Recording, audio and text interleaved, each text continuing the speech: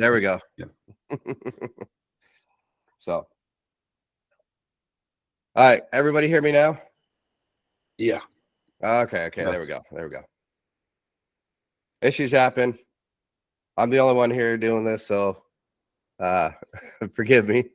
But let's go ahead and get started with this. I first did this, well, first off, I'm Chris Podqua, Aminos community since the beginning of December, like right around there of 2023. So, going into 7 months now. I was on a hiatus there from it for the first couple months, but then I got into it, really started getting into it and diving into it. So probably about 4 months into it, into the Aminos, and it's just been taken off for me and just been great developing this. So that's me. That's who I am. The other side of me is I'm a big fan of automations and systems. So I really love doing that and employing that in my businesses. And, I try to help other people in their businesses to employ their automations and the abilities that it has to, further advance them. So that's number one, my biggest thing. And two, I love doing this. Like I love, showcasing and stuff. What I'm doing, what others are doing. I love to showcase what others are doing and like other possibilities. So yeah, with that, that's a little bit about me. I love doing my automations and stuff like that. I do have my own system right here, my own agency, Podautomation. And, so today I'm going to be touching a little bit more on the GHL side of things, which is Podautomation is white label, go high level. So if you have go high level Podautomation, apparently it's kind of a white labeled version of what comes with Aminos One as well. Whatever it is, Jot something or Jet Form, something like that. Yeah, more than welcome. It's going to Funnel Jet. There you go. Thank you, AO. This is going to work on everything there, okay, as well. So first time around, I know a lot of you guys have seen my first video there going through that the 2.5 hours of, building out bots, what to do with them, how to connect them, things like that. This is not going to be that session. We will still touch on that, but it's going to be more advancements and stuff. But again, if you are new on here, don't worry about that. You will grow into this if it's something that you truly want to do. You will be here to to be learning about all this stuff as well. So today I'm going to be going over third-party integrations as well.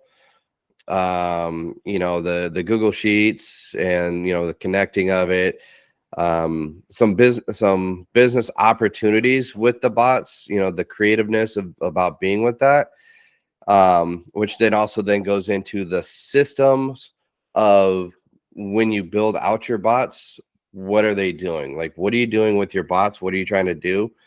And like, how is it that you're actually able to help out the businesses that we're actually looking for? Now, when I, like when I talk about the different things that we can do with these bots is, one, I've seen yes, well, this will be recorded and everyone will be able to get access to it. This will be on my YouTube channel too. So we'll be able to go there too. So over the last coming days, I've seen a lot of people with, very creative ways of doing things, utilizing these Aminos bots for this. And it's really cool because there was a time clock one that somebody came up with. And I appreciate them for doing that. And it was they just kind of threw out the idea. I played with it and stuff. And then just spur of the moment, it just dawned on me that it was like, hey, you could do this with it, could do this with it and do that with it. Just off of that one function. And, it just kind of started a whole other conversation. because like for me, I see that idea. If somebody can show me that, what they're wanting, then I can just really start building out that idea like really quick. So with that they're just kind of did a lot there too. Went down, a couple different paths with that as well. The other good thing too is that when we there was another one where what was it, where he's talking about having the bot build out, and then if they select cancel, it went through and it did something else. And then their reply back was the fact that there was no automations for that. Well, now again, this is where more of that complexity comes into play, because you have to have your bot, and then it's got to be pushed into a secondary system that you're utilizing, like your CRM or something. So when you do that, in that instance, that can happen in the bot, but that cancel request would have to be a question to be triggered and be pushed over, would be an answer that pushed over into your system. And then from there, your system, based upon that response, would then perform that action. So it is something that, that there is a wide range of building out these bots and what we can do. Now I'll tell you this right now.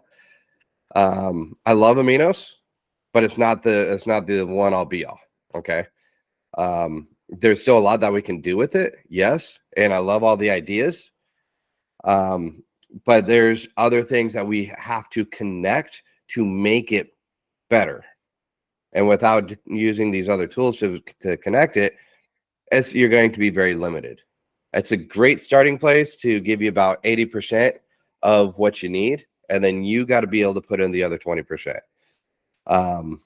So there was somebody else that was talking about workflow automations that come in and into their CRM, their go high level, and then what do they do after that? They get lost in that as well. It's part of the journey. It's a part of it. It's not just having these bots itself, and being a botpreneur that we are. We can't just sit there and say, hey, I got this whole thing, like, here you go. Number one thing that I do actually see in here that kind of gets me a little confused is I see a lot of people trying to create these bots to do something far-fetched and far complex. And just out of curiosity, in my mind, is why are they doing it for themselves, or are they doing it for to try to sell? And most of us here are doing these or building these bots to in turn actually resell, advance them, grow them, and make them bigger, better bots so we can sell them for more. So if you're doing it for yourself, that's one thing. But I see people talking about, oh yeah, I have a client with a doctor's office that wants this and that, and the privacy policies and this and that. There's different bots out there for different things. Okay, number one. So you do have to be kind of, help to watch that.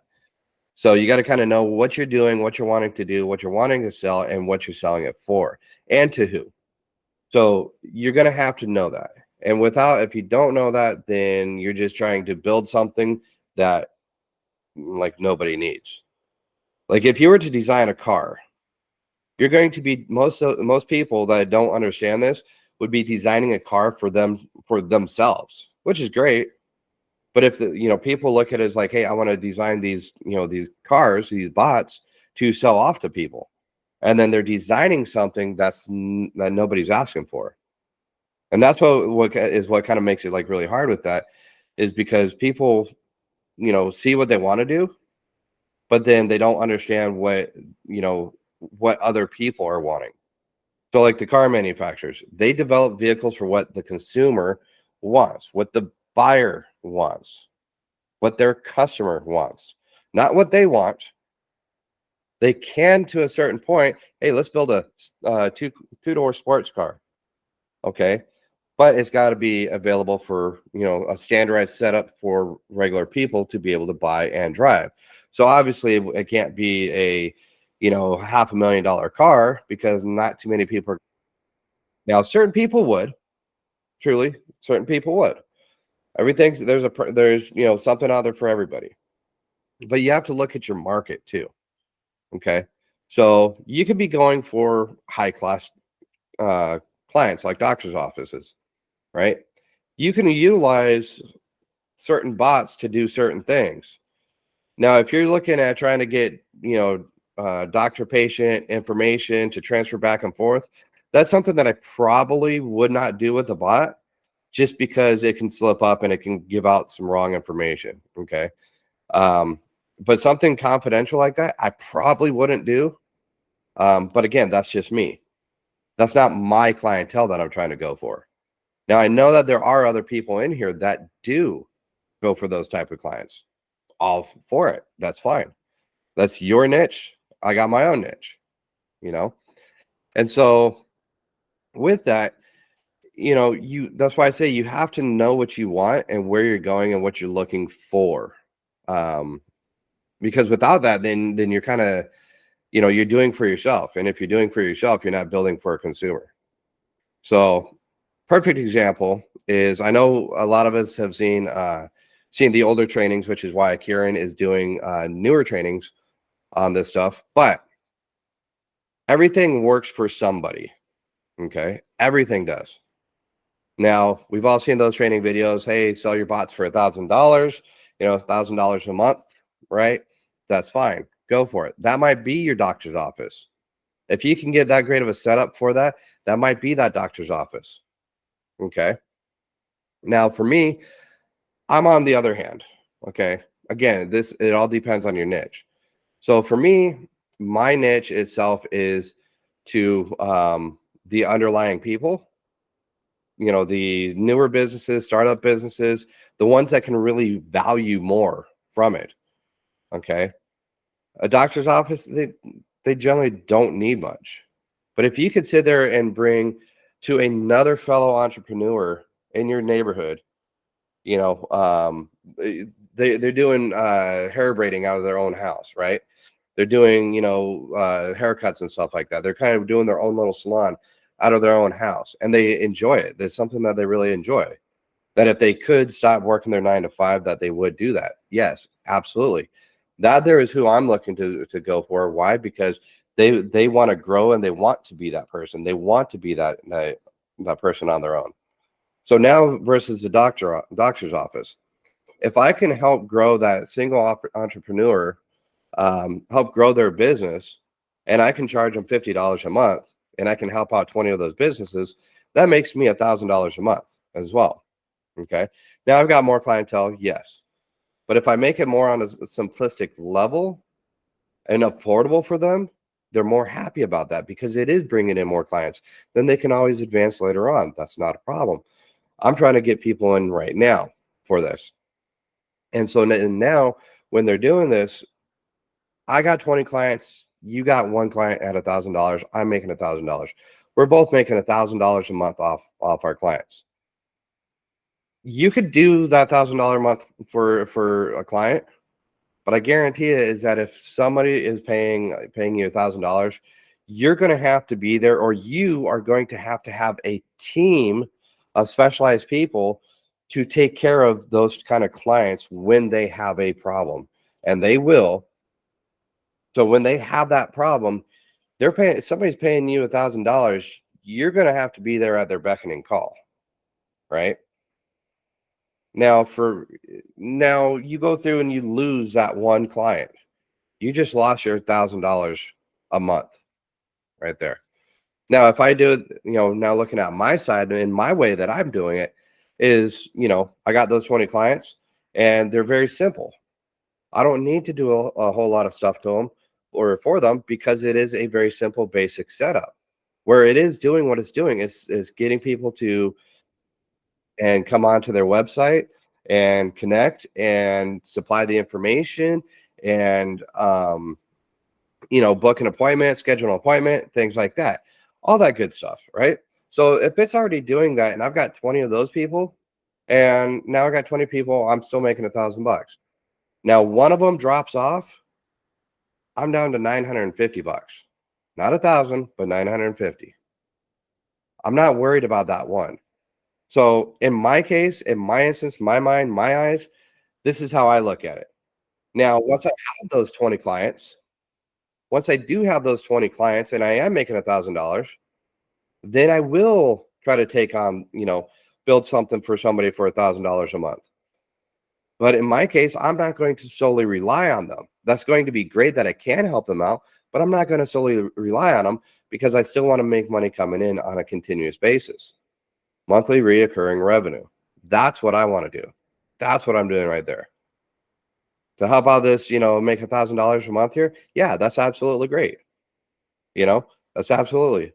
But I would rather be making these over here and do this as a side job, as a specialized job.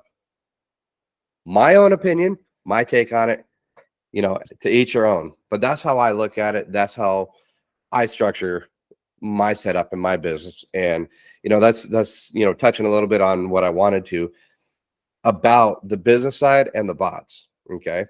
The other thing is too, you have to know, I see a lot of, back to what I was talking about, where people are building out these big old fancy bots and all this information and everything that they're trying to do.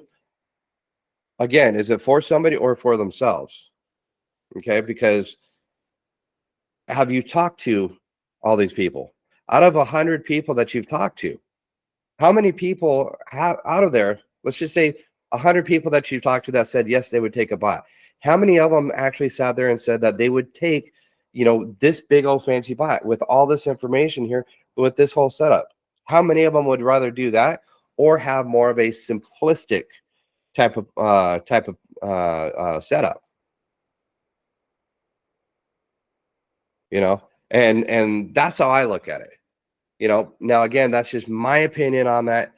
Now I also come from a sales background too, where what I see a lot of people doing, like call centers and stuff, making phone calls, is if you're required to make 300 phone calls in a day, right?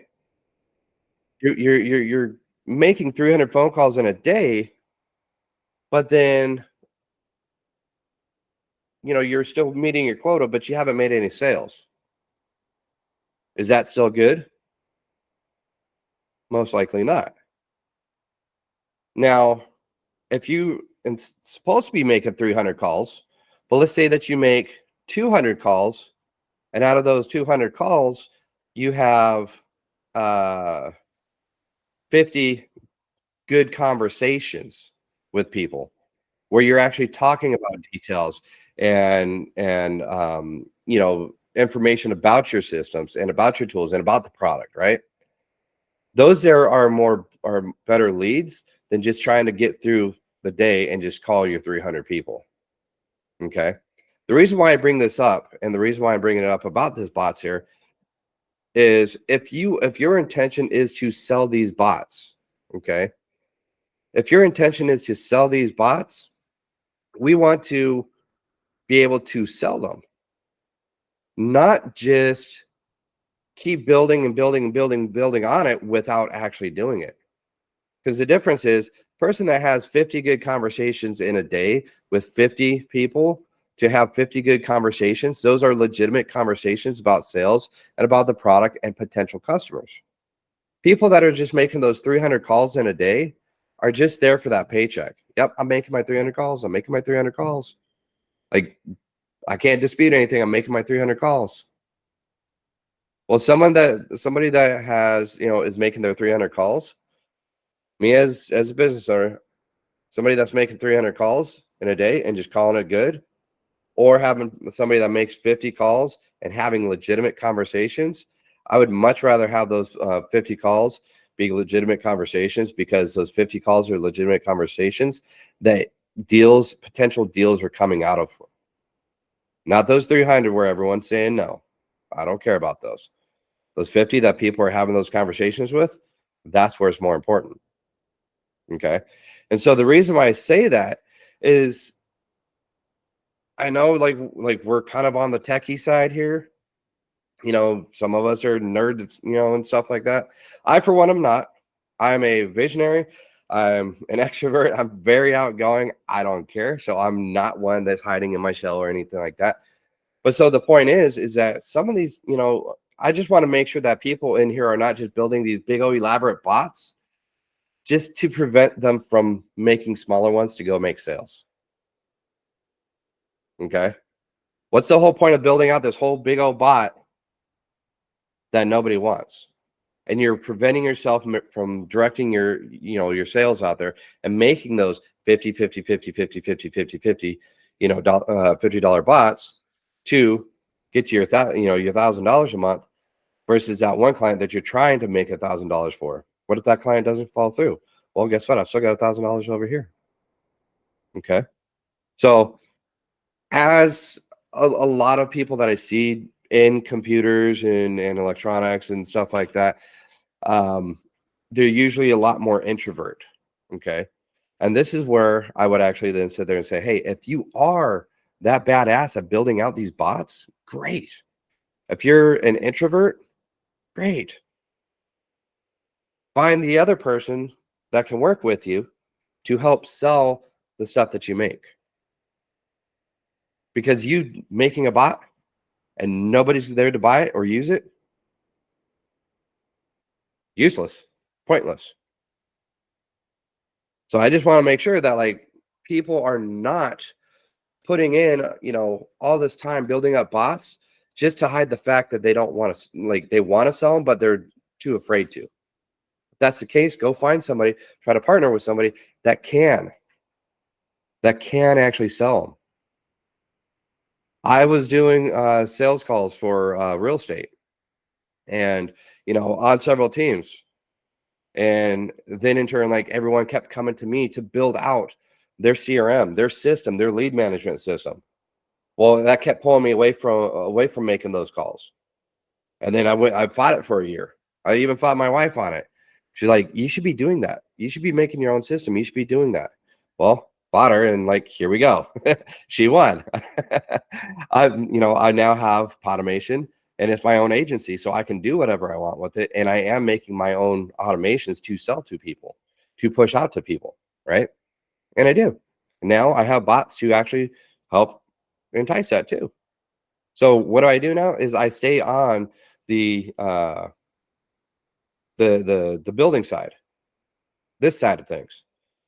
But you know what?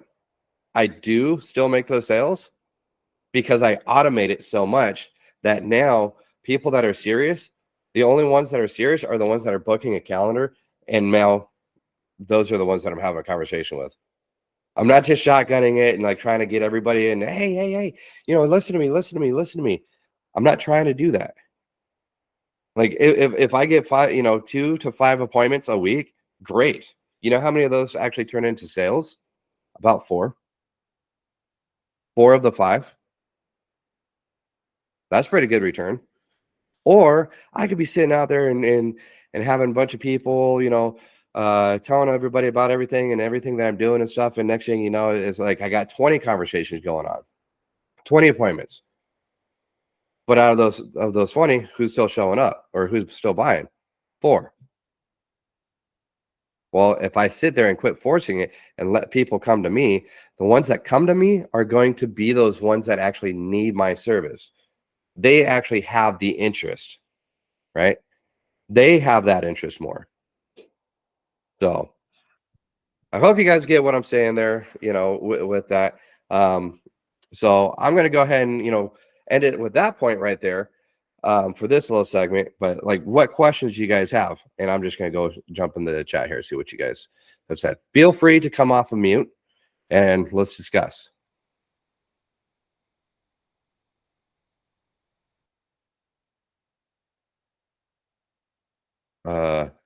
Any questions, anybody? Yeah, you there? Yeah. Okay, if someone's speaking, they can go first. You're the one speaking, Humble. Okay. All right. Well, I'm rarely new. I'm new to the community. I love it. I love everything that I'm hearing. I love the way that all you guys are coming together and just helping out. I reached out to you before. I've reached out to a few other guys before in the community, and I just really love the unity and how you guys help out in your podcast. The thing that you're doing right now is just a big help. Now, with that being said, I don't know anything about building a bot at all. I love the concept. Like what you said a minute ago, I'm more of a visionary guy. I'm not the techie guy. I'm more. I can go out there and sell the bot. I got creative ideas to use the bot, but I'm not the tech guy. So with that being said, I'm struggling with building my first bot. I got all the information. I watched the videos, but when it comes to applying it, I'm struggling, man. I had a blueprint. I got it from one of the guys that helped me out. Like I said, the community is very helpful. I got a blueprint from one of the guys, so I start, applying it. I said, okay, let me go to Browser AI. Let me get the Google Sheets. Let me integrate the Browser AI to the Google Sheets. That was difficult for me. I got to a point where all I had to do was hit integrate and then apply the integration, and it didn't do what it should have done, and it threw me for a loop right there because I'm not technical. I was like, oh wow, here's a roadblock. So that's who I am, and I'm wondering. My question is, that was a long-winded question, but my question is this. Yeah, I just wanted to give you a little background, so maybe you can give me a. That's definitely good. Gives me a break. Yeah. So my question is this though: me trying to build my first bot, is that because I went to the class and I could simply just use a template bot or whatever and do something like that. But what do I do with it? What should be my first step? Is it getting a website built and then using a template from the bot and then learning how to put the bot on my website that I got built? What are the steps? What's the first step a new beginner like myself? What should I take? What's the easiest, fastest route, step by step? Okay. So number one, you're going to have to understand the bots, understand what they do, and understand the aesthetics. Okay. What I mean by that is, like, you go to drive a car. Everybody here drives. So we all understand gas, brakes, steer the wheel, don't hit shit, right? That's it. Like, that's the aesthetics. That's what you're doing. Your job is to get from point A to point B. But you understand what it does. You turn the wheel left, you go left, you go right, you hit on the gas, goes faster, brakes, slows down, stops, and all that good stuff. Now, you have to at least understand that to be able to drive. If you don't even understand that, then you're not even going to be able to drive. So, and what I mean by that is you have to understand the bots and the abilities and what they can do, the basics of it. Like, how do they kind of function? Okay. Now, I know what video you're talking about there, about going through and building out. That there is more of an elaborate one. Yes. Okay. So that there is a further step. Don't even go do that one. Step back and just do a very simple bot. Get their name, get their phone number, get their email, and then go into an AI block, right? Build this out for yourself. Once you understand that flow of how that there works, first, name, phone number, email, and then AI block. And once you've got that, then you can sit there and start adding in, hey, what's your name? Or, welcome to, this flower shop. How may I help you? Hey, I'm looking for some flowers and stuff, whatever. And then, okay, great. Or like now you start breaking it out into branches and stuff, but then now you're just going through and then start getting their phone number. Hey, thanks. Thanks for that. Hey, by the way, what's your name? Oh, okay. Hey, Kevin, thank you. Thank you for submitting that. Hey man, just so I can send you a confirmation, after you potentially place your order, what's a good email for you? Right. And then boom. And then now we can, just do something simple like that. Now you start expanding on that. Now there's your AI block. And then now you can start putting other things in here. Hey, how's it going? What brings you in today? Looking to buy or just browsing? Okay. Now it branches out. Just browsing. Okay. And then now you would say, have that go into an AI block. Out of curiosity, what brings you in today? Right. If you're looking to purchase, then it comes in and says, okay, great. Let's get you going on that. What's your name? What's your phone number? What's an email, right? And then you can start going into that whole and more in-depth process of more questioning of like what they're there for, what their product is, what they're looking for, what they're looking to do, and then again be able to finish it out with an AI. Some people want to do name, phone number, email, and then AI block about the service, about that service that they're doing. Plain and simple. This is why I was saying you don't want to overcomplicate what you're trying to build out if you don't know the client that you're building it out for. If you build it out simple and they understand what's going on, then they can come back and ask you and say, hey, can you do this? Then yes, you can do that. Or no, you can't. But I know somebody that can. So in reality, just figure out the basics and then have it go into an AI block. After that, once you have that, then you just start taking that section and then you can just start building on it. And then that's where you start getting your ideas. Because I think too many people kind of come in and just go, oh man, I want to do this. And then they go in their first build and like, and now like, hey, this doesn't work. That doesn't work. Well, like you got to understand what's going on. And that's why I say, just keep it simple, keep it basic, and then build off of that. Oh, okay, that makes sense, and I like that. I like that strategy. I was listening to you earlier, and I like the strategy about just getting. I call that strategy. I don't know if that was what you call it, but I call that strategy the Walmart approach. Instead of getting a big one customer, I'll just sell to 1,000 small customers and make the same amount of money. So I like that approach. So once less headaches too. Less headaches too, right? So once I get in, and I'm sorry, this is my first time getting on your show, and you are good. Yeah, and I'm new, so I'm asking a lot of questions. I bet everybody else like, would this guy just stop it? But I have a lot of questions. No, you're good. You're good. This is my show.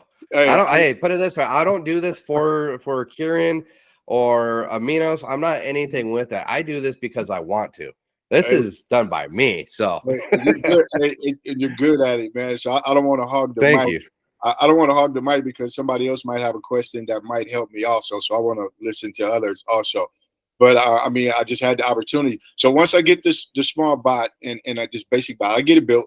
What will be my next step? Because I'm gonna start doing that today. I'm gonna work on a small bot. I think I can do that. I've seen the videos. I think I can build a small basic bot. Once that bot is done, what's my next step? Is it now I need to get a website to put my bot on to promote to people, like to use as my commercial after I build that bot? Like what next? Again, you're still going to have to understand what you're going to be selling. So you still have to understand the bot. So let's step back and say me and you are partners. Okay. I'm going to do the bot building. You're going to be the salesman, right? Let's take that approach. You're not going to go out there and go sell a Lamborghini if I'm only building, a Chevy Cavaliers, right? That's right. So you got to know what it is that I'm building for you to be able to sell it, or what our capabilities are. So this is why I say you have to then understand what it is that you're doing and what you're going to be selling. Because again, you don't want to be out there selling everybody the world and you can't deliver. You can understand the ability of what it's capable of and say, hey, yeah, I know, you could sell it and say, hey, Chris, I got this guy that's asking about this. Do you think we can do that? Yes. Give me a moment. Let me play with it. Let me set it up. Let me do something. Let me make some things. Yes. And then I come back to you. Yes, we can absolutely do that. Now you can start pushing that, because just based off of somebody else asking that question about, hey, can it do this? Let me go find out. Hey, Chris, can we make it do something like this? Hey, here you go. Here's a prototype. Take it to them. Is that what they're talking about? Yeah. Okay, cool. Then we can come back and then yes, I can absolutely do that. I can make it better. I can refine it more. I can make it like much, much better. All right, cool. So then now you can go back to them and go sell it. And now before you go sell it, you and me are having that discussion of price wise, what it's going to cost, what the take is going to be, and what's going to happen. What that process is going to look like. So you can sit there and take it back to them and say, hey, this is what that process is going to look like. This is going to be the price, because guess what? We got to use third-party integrations. We're going to take control of this. We're going to be in control, so you don't have to worry about anything to be done on this. We're going to handle all that. So then if anything happens, if your bot does go down, we're actually have access to it 24/7, so we can fix it on a whim. So, you don't have to worry about that, right? So now you and I have that structure. Now you have that reasoning to be able to explain to the buyer or our customer why you can justify them paying so much. Okay, that makes sense. Does that make sense? Yes, sir. Yes, sir. Hey, thank you. I appreciate that. Thanks, Chris. All right. Absolutely. Yeah, I mean, again, if we're going to go through and do a partnership like that, yes. But again, even if we're doing it by ourselves, you still have to. Like, if you can't cook, why are you going to be out there selling burgers? Unless you know someone that can make them. Then you're going to be selling their burgers, and then you guys become a partner. I'm doing the work, you're doing the sales. That's fine. But you have to understand what I'm making. Hey, can you make a veggie burger? Hell no, I can't make a veggie burger. What are you coming over here for? Oh, Humble told me to come over here. No, dude, what are you doing? We ain't making veggie burgers over here, yo. You know what I mean? Yes, sir. Yes, sir. All right. Hey, thank you, man. I don't want to hog the mic, but yeah, I'll wait. I'll listen now. Thanks. No, man, you're good. You're good. Absolutely. Anybody else got questions? Anything else about the business side, building side, and like where they're at and stuff? Yeah. Chris, are you able to hear me? Okay. Yes. Yeah. Okay. So I am actually trying to prospect for a client who is a flower shop owner, and it is funny that you mentioned flower shop. So yeah. So I right now have two. One is New York's and one is Aminos. So I have both of them. I'm trying to figure out which one would be ideally better. She's relatively very small business, so obviously I don't want to build a very complex bot because as is her traffic to the website is pretty low. So now the question Okay. is, yeah, now the question is, do you think I can build a pretty decent chat bot, which can kind of supports the e-commerce part of it, like recommend kind of a recommendation engine with Aminos itself. What do you think? You absolutely can. I think you definitely could. And what was the other about that you were talking about? Yeah, I have New York AI. Never heard of that one. Yeah, But yeah, it anyways, was yeah, yeah. it was on LTD for some time, and then now it is on MRR. Oh, okay. Yeah. So I mean, I challenge you guys to go and look at other bots too. They do other things. Okay. Because like I said, Aminos isn't the one all be all. Okay. There is no one all be all. Okay. If so, then there wouldn't be any others. And so this is what I'm going to ask you, Ben, is what does she need? What does your client need? And what type of setup can you offer? Does she want more clients, more customers to come in and set up and place orders online? Yeah. Or Yes. does she just like want more people to communicate? Yeah, that is her main goal. So most often than not, when people come to her website, they are kind of confused, and then they just leave, right? So instead of that happening, she is more interested in like when they say, "Hey, I'm actually looking for something that I want to." Let's say I'm attending a birthday party, or the 50th birthday party of my friend. I want recommendations of what you would ideally or what most customers would buy, right? Let's say somebody asked that question to Right. the bot. Yeah. So she's kind of expecting like the bot gives like one or two recommendations saying, "Hey, ideally this is a good fit for your requirement," and then a link to purchase, basically. Okay. So in that type of setup, it pretty much sounds like that they want just an informational bot. And Yep. that there would be more of a very simplistic build out. But then get the bot to ask the questions, a few like prerequisite questions and find out what it is that they're, the venue, what it's for, are they looking for like a fancy, or just a casual type setup, and, feed it, and then have it feed the bot that information of things that they can do. Yes. But then ultimately have the bot push for an appointment, because that there's more, we can all have a 50th birthday party. It helps that we do, if we haven't already. So we're all going to have a 50th birthday party. We all want flowers. My experience is going to be different than yours and everybody else on here. So do you think that there would be something that a bot would really be able to do? Yeah, Probably not. that's probably not. Yep. But I would take that and say, hey, yeah, we have done, we've done, bar mitzvahs, we've done Valentine's Day parties for schools and couples, and we've been hired on privately for very exquisite boutiques, and we've done very simple birthday parties itself.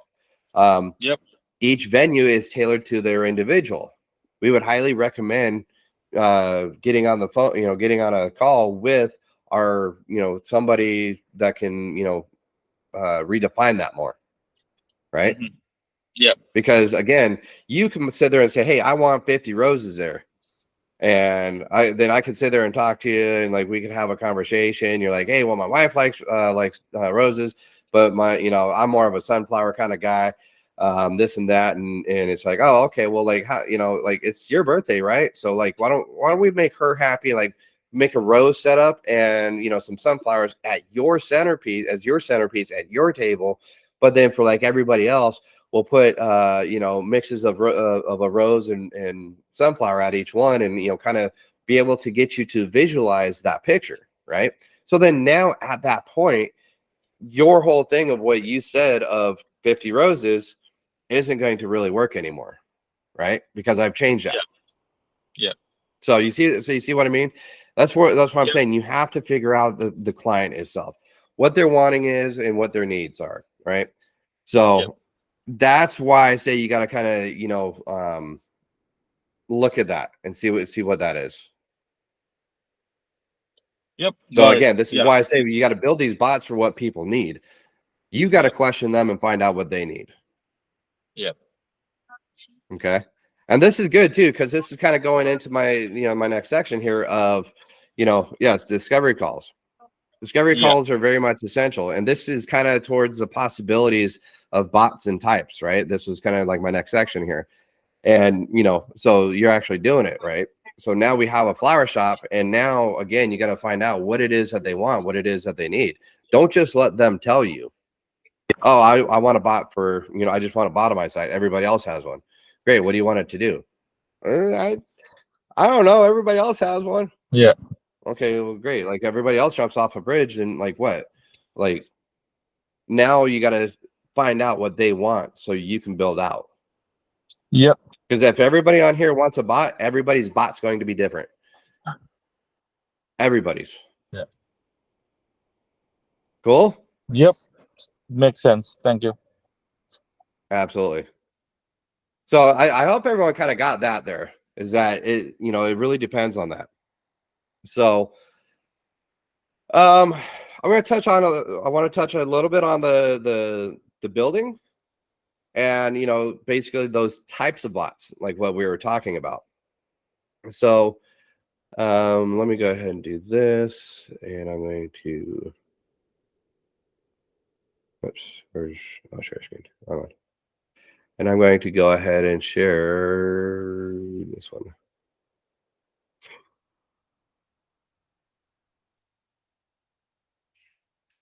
All right, and everyone can see my screen, right? Right here. Cool. All right. So this here is just a very simple bot. This is one that I think you guys were testing. Because I believe that this here was my testing one. And you guys want to see the build on this? This is all that this is. Where is it?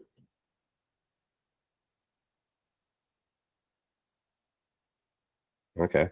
I know it's got a bot, or wait, is it this one? Maybe not. Hold on. Because I did build one that was just strictly AI. So let's see if this here is that one that's strictly AI. Yep, this is strictly AI. So sorry, wrong bot there on that one. But I'm gonna bring it up here. So we have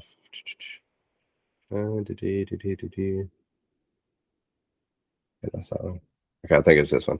Whichever. I just need to, yeah, this is it. So with it, very simple build.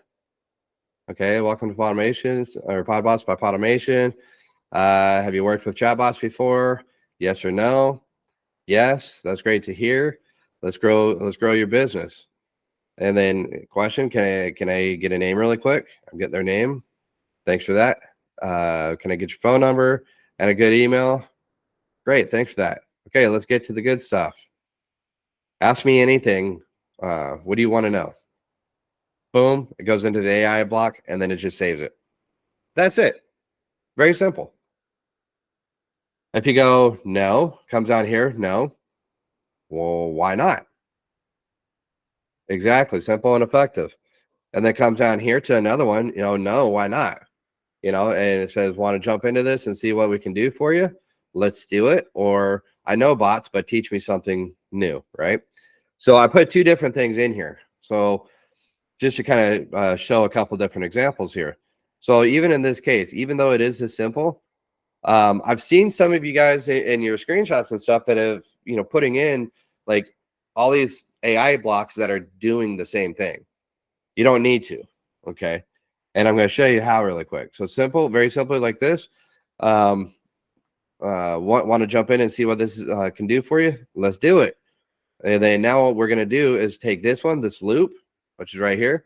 Loop is just going to be a section that we want to send it to. Where's the name? Oh, right here. So I'm just going to go from here and go right over here. That's all it's going to do. It's going to jump in line right here. So when you do new, this is your loop message. These are all the different blocks in this whole build out that we can go to. And all we're going to do is just go over here to the name block. That's all we want to do is just go over there to the name. So now, once it comes down here, let's do it. Boom.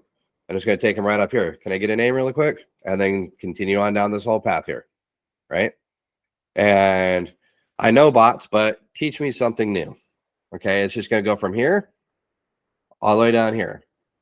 So, it says, great, I know bots, but teach me something new. Okay, great. Ask me anything you want to know. And then now there's the bot right there. So you see how just very simply, it's a very simple setup. One goes over here, the other one goes down there to the bot side.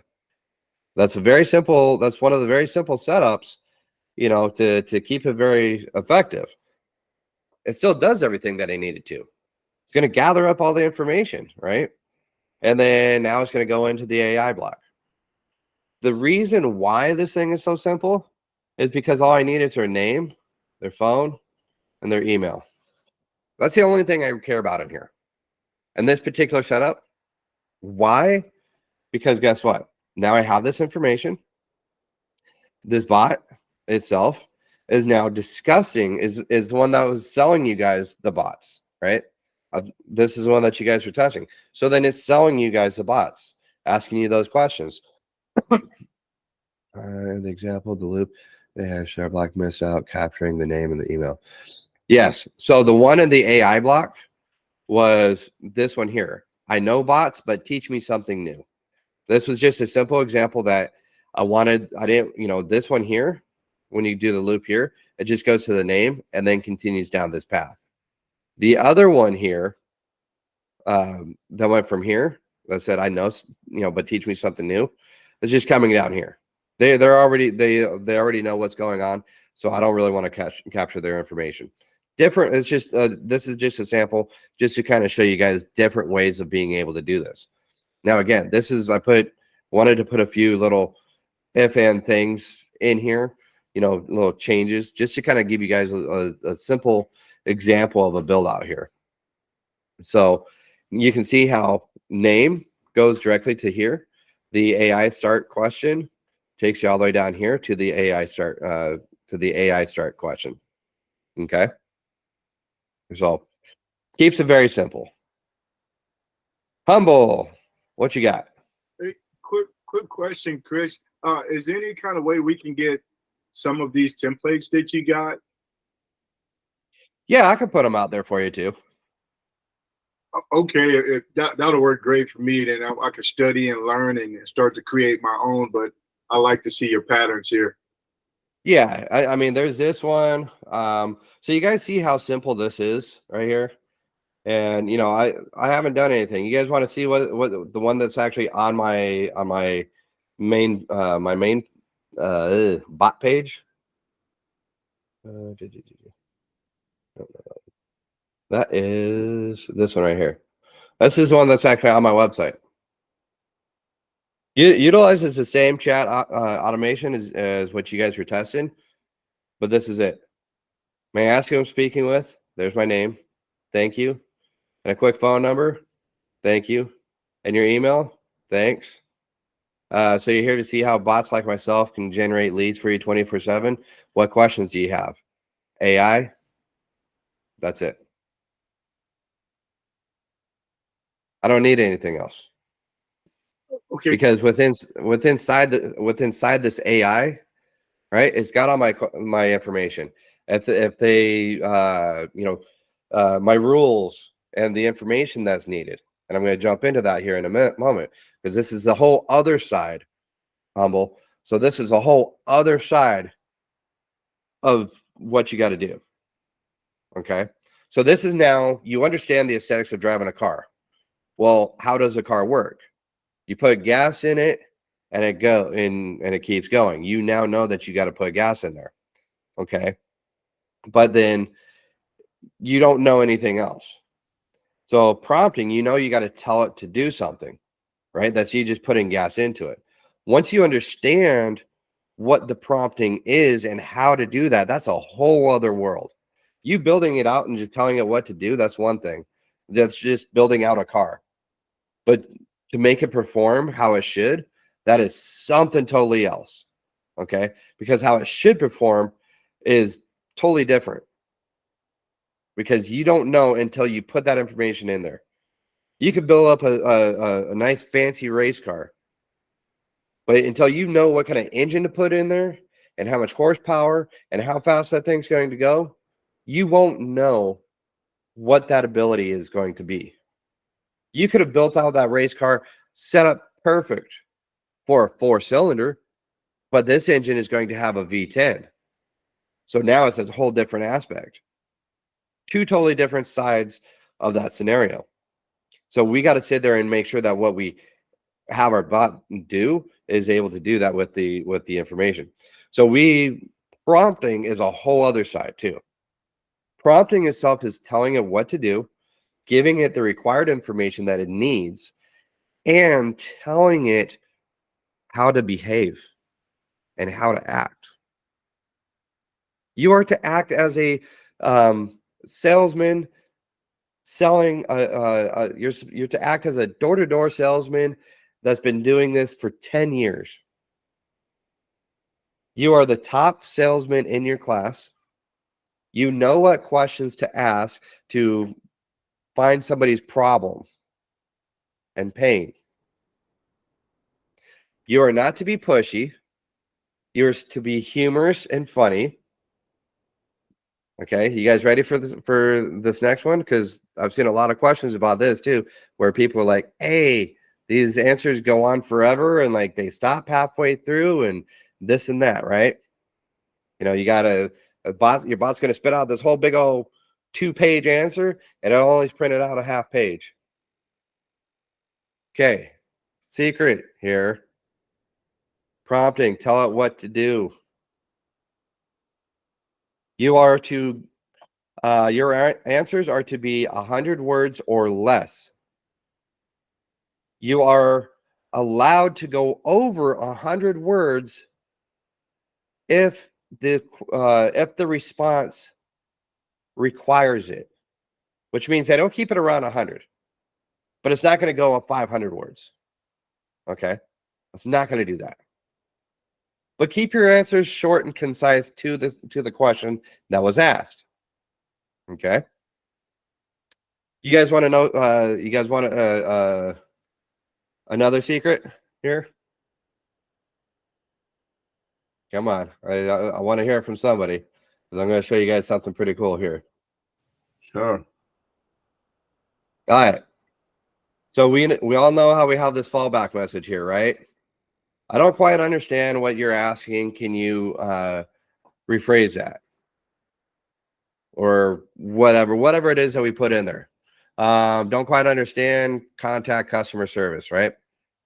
Here's the thing. Once it gets kicked out of the AI block, and it gets tripped up, it defaults to here. Once it comes here, there's no going back in. So back to the prompting.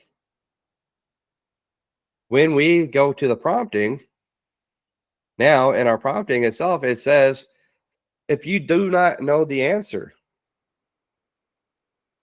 re-ask the question and ask them to rephrase or clarify. Guess what? My bots never get kicked out unless you're asking something crazy off the wall, which has nothing to do with it. Because I've told it, if their question has nothing to do with this product, then you can, default. So then now it can keep that conversation going and it can keep trying to have a conversation. How cool is that?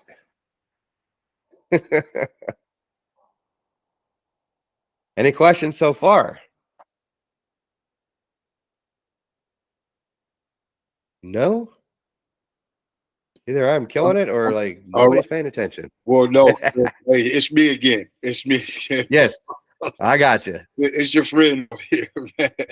So I have a question. Okay, so when it gets to the AI, Chris, I love the simple bot. I'm all over that. I think I can do that. When it gets down to the AI block, the information that's in the AI block is coming from where? Do you just put a website in there? Is there a limited amount of characters or words you can put in there? Or do you just do a whole website and everything from the web, it draws from that? Well, from in here, we have right now 25,000 character limit. Okay. Most prompts, and I've heard a lot of this too. I've seen a lot of these questions too.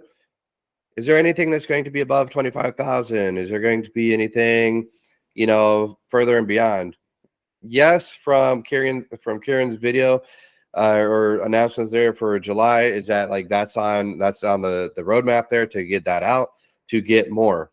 But in reality, you really don't need that much more unless you're storing in a whole bunch more data. Now, again, it depends upon what what and who you're selling to. Okay. Again, I'm not trying to do a doctor's office where they're going to need to have medical records and this and that. At a doctor's office, I would rather have it just be like a, where they can visit the site, get some information, and then, have them book a calendar, and then that way they can set their appointment. I'd rather have it do some stuff like that. But just like this, let me do. So just like this. So rules you must follow. If you do not understand the question, ask to rephrase and ask again. If you do not know the answer to the question being asked, you are to ask a more clarifying question to better understand. Your answers are to be less than 200 characters per answer. If someone asks a question you cannot answer, you can use this calendar link to get them to book an appointment with using this link. Boom. Right there. So all throughout here, we got a lot of different things in here. You're an advanced AI sales bot with over 12 years of professional sales experience. Your goal is to engage potential customers, identify their pain points around generating quality leads and wasting time on unqualified prospects. and persuade them to purchase one of Podomation's AI bot solutions tiers. Emphasize your abilities in natural language processing, 24/7 availability, and skills in pre-qualifying leads based on specific needs. Highlight Podomation's customization capabilities to tailor the AI bot specifically to their industry brand and requirements. Basically, that right there is just saying, because the way that I have this is that I'm telling it, you are to sell yourself. You are to speak about what we do in a first person format. Use I for yourself. I can do this. I do that. Right? Because I don't want it to go, oh, well, we can do this. We can do that. No, I want that bot selling itself. Yes, absolutely. 100%. I can do that. I can generate leads for doing this and doing that. Where, I can pretty much do this for any industry or any brand and requirements. I can pretty much do anything, I'm good for any business, basically. Yes, there's some limitations. Doesn't say that, but yes, I can pretty much do any industry. Address common objections around AI automation. Utilize persuasive sales techniques like asking probing discovery questions, understanding their current challenges, overcoming objections, and guiding them through the product details. So yeah, templates, man. So this is why I was saying the other side of it is now this is the engine for the bot that you just built. You could build out this whole big old fancy left, right branches and all that stuff. But then once you come down to the, if you don't use AI and you do that, like that's fine. You don't have to worry about this. But this is where customers are coming in to visit, right? So then in your point earlier, your question about the flower shop, this here would be something that they would do. Okay. This would be something that they would want. Hey, well, first off, our small events are generally around $100. One of our highest biggest events that we've done was over $5,000. So depending upon your budget, we can make something work for you. Right. So now again, we can't sit there and specify exactly what's going on. Okay. For me, these are my tiers. Okay. These here are my tiers. Spit that out. Spit out that information. Okay. Do you have any special offers? Yes. It'll put this out. If you get a yearly subscription to a blank account, you will get one of these bots here for free.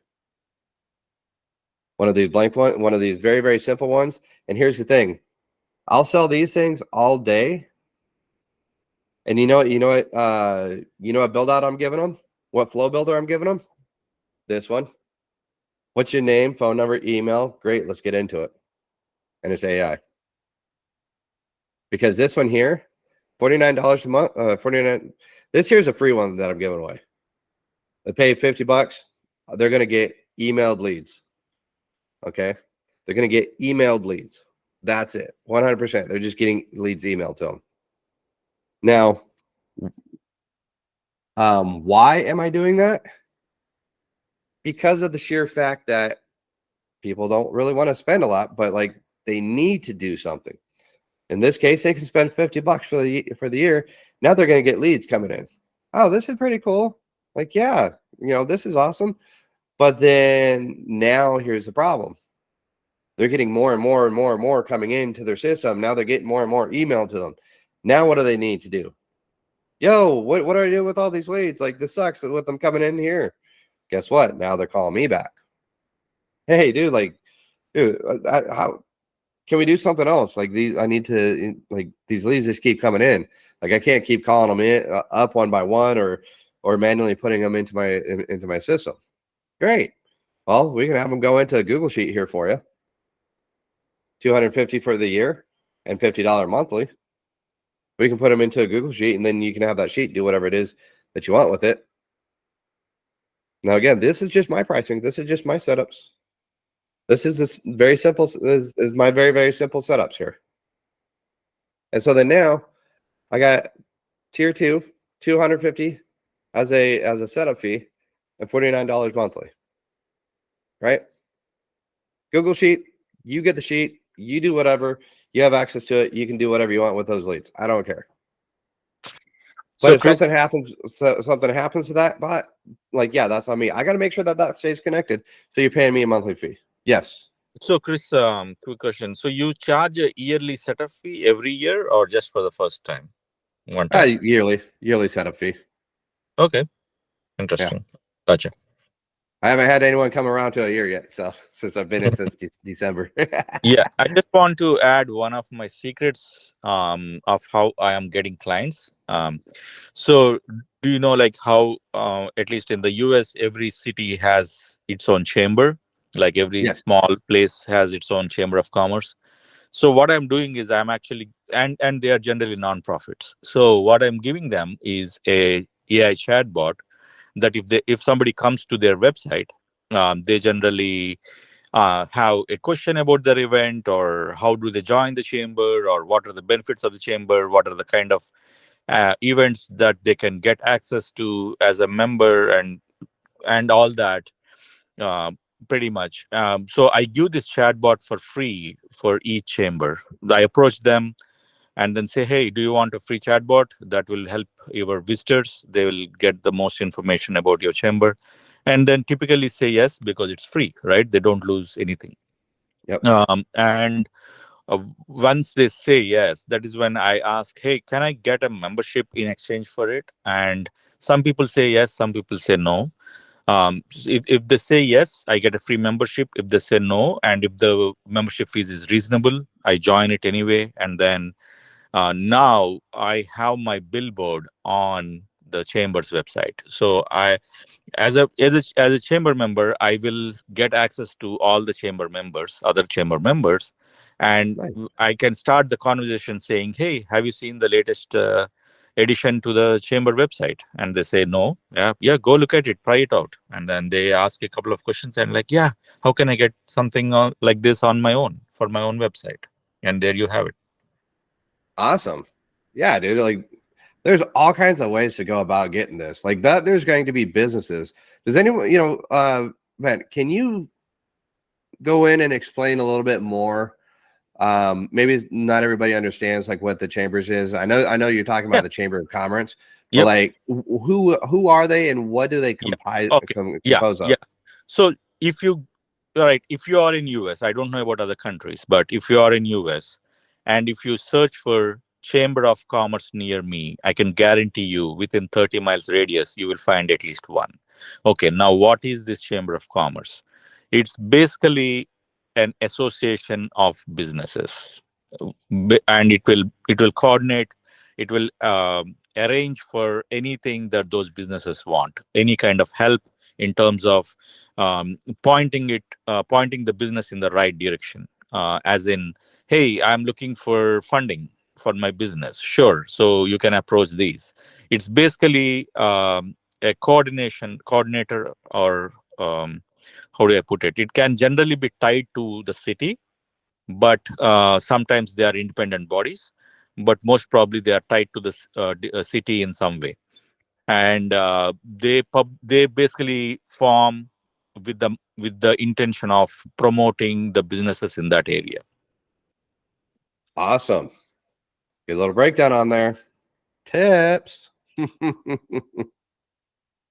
Right? You guys gotta love that. So yeah. Any questions there? Well, yeah, I just I had a question just for Vin. That's an awesome idea. When you get the information, if they accept and they said, okay, you can put the free bot on the chamber, do you get the information from them, or do you go to their website to put in your Yeah. that So would be I will I will tell you a little secret. The secret is, if you actually went through the training that is there already in the school group, you will kind of figure out how to extract the information directly from the website itself. Like probably It's pretty straightforward. I mean, you can just check the videos out there. But if you don't, the easy way to do that is go to ChatGPT and then just give the website name. I think you need ChatGPT 4.0 for that, or 4.0.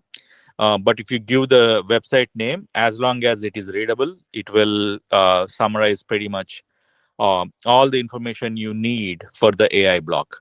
And once you have that, and in fact, if you see Matthew's recent post, I believe he posted something in the community probably within 10 days. He clearly explains how to extract information for the AI block for any business, basically any business website. Um, Yeah, so that's what Humble was doing there earlier. He was referring to that video that he was trying to do, and that's why I was saying that there is more of an advanced one. yeah, That's a advanced great one. way to be able to get the information that you want for your bot. But yeah, that there is another step and above.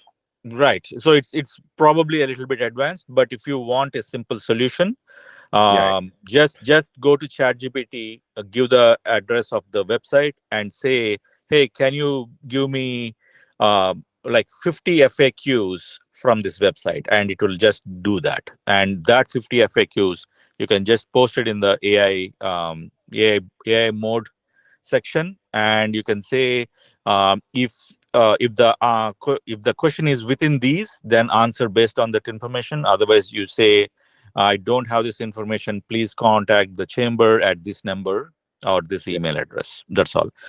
So I mean, I know this is a very long answer, but but the point is, if you go to the chamber and they agree for it, you just have to jump on it. You cannot just wait for them to provide the information, because that was my first experience. I said, hey, can you provide all the information, and they never got back.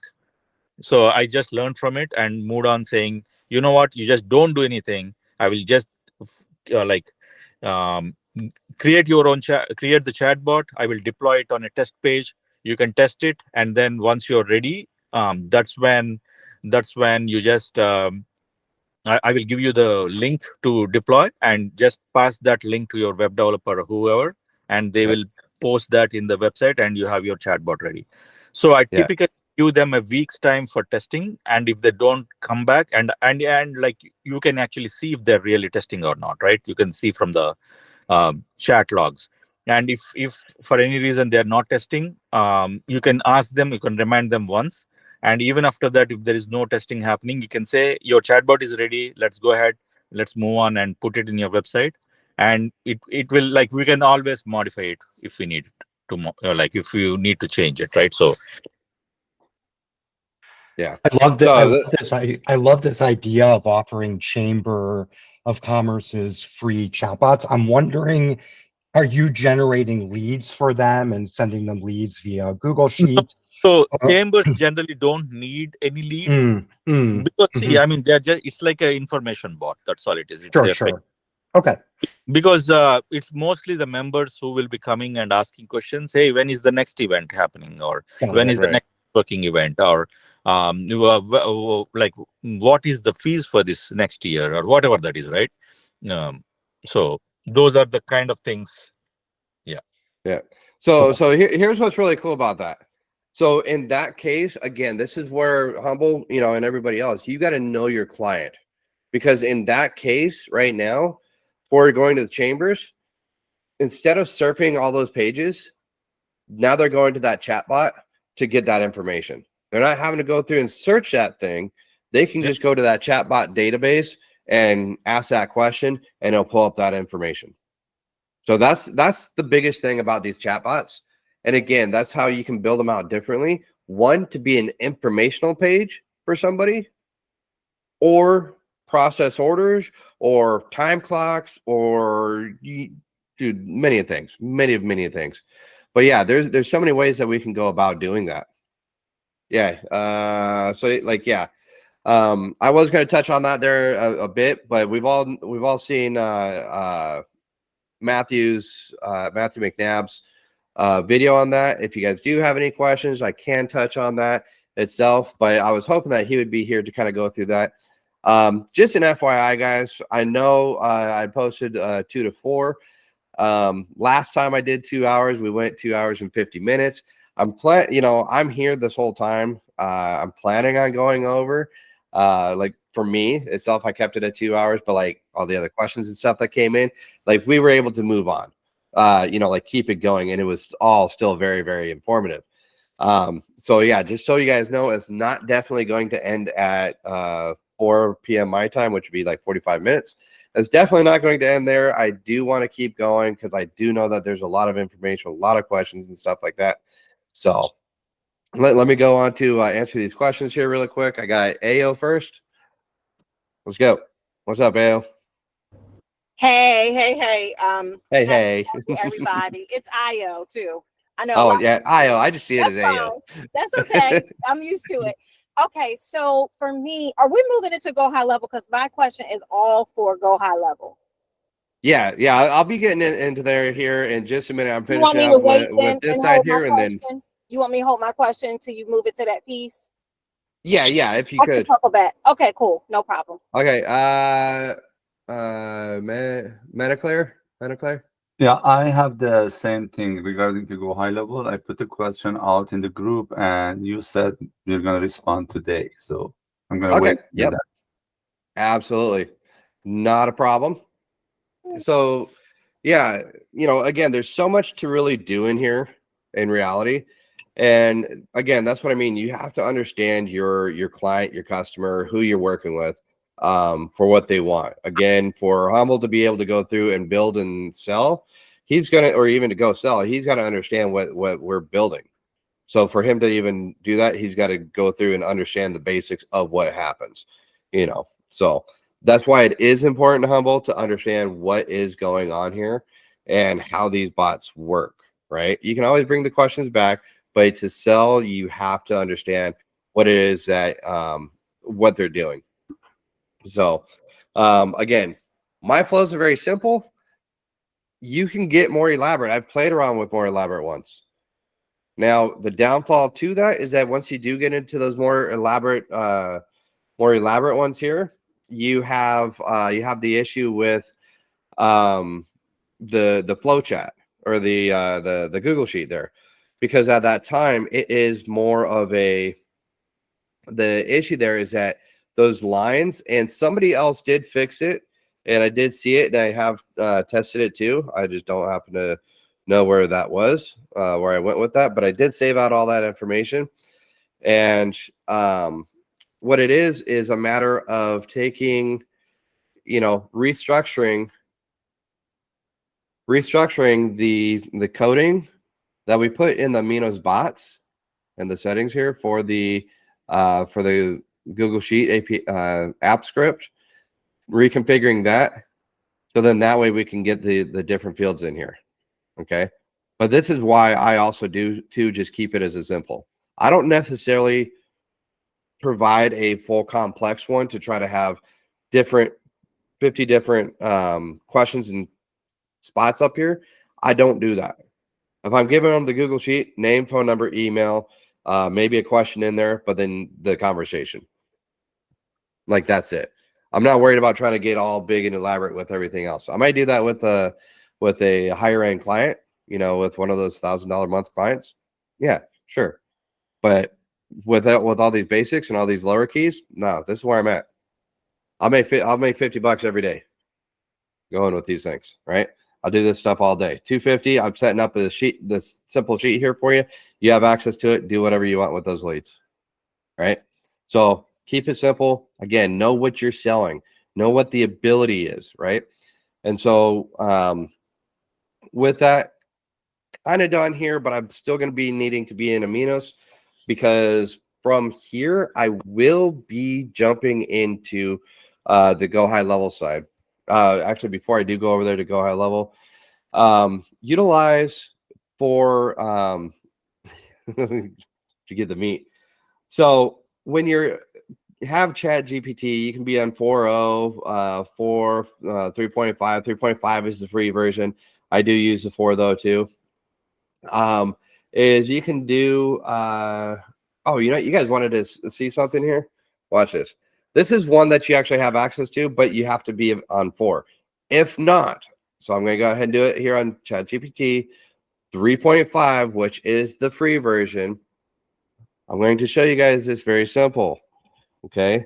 So everyone here that's talking about scripts and stuff like bot build outs, watch how cool this is. You are a master chat builder. Sorry, you are to act.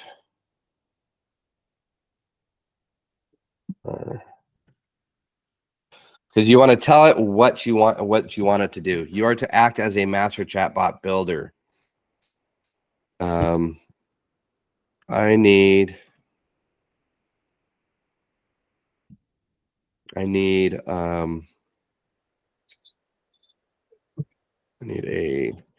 chatbot flow.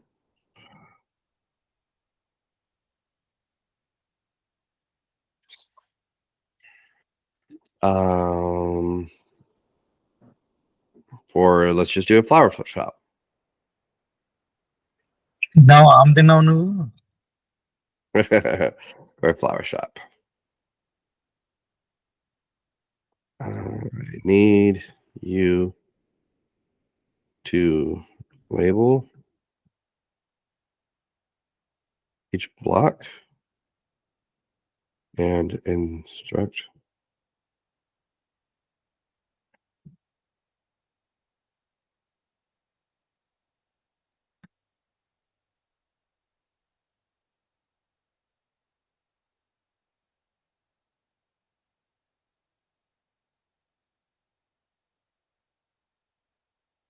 Now, I'm just going to make it very simple like that. I'm on the 3.5.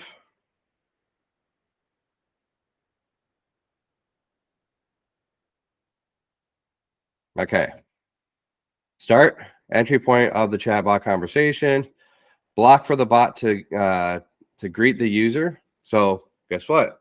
We're putting a block there. It's going to be greeting the user. Instruction, prompt the bot to greet the user warmingly. Hello, welcome to Flower Shop. How can I assist you today? Inquiry, block for the user to state their need or inquiries. Okay. Bot should ask the user what they are looking for or how it can help. Example prompt. Are you looking for a specific type of flower or arrangement? Now, from here, you can go through and leave it as a question, or you can go through and put in a multi-block and say, you're looking for flower arrangements or special occasion flowers, something like that. And now again, you're going through arrangement type, occasion, budget, block for the bot to ask about the user's budget. Bot should inquire about the budget to provide appropriate recommendations. For example, do you have a budget in mind? Okay, put that in there as a question block. Okay, so now you can kind of get an idea of what's going on here. And again, these are all blocks in there. You can make it say, add in some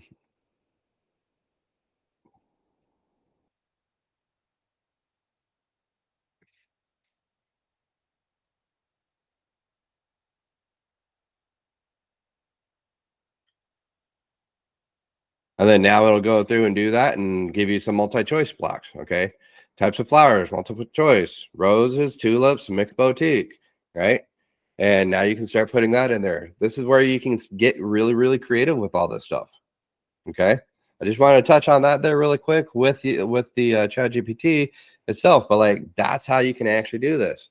Yep. Act as a role, and ask these questions. And you know what? Something else. One more little tidbit for you. Chat, converse. This is your buddy. You're asking them questions about how to do this better.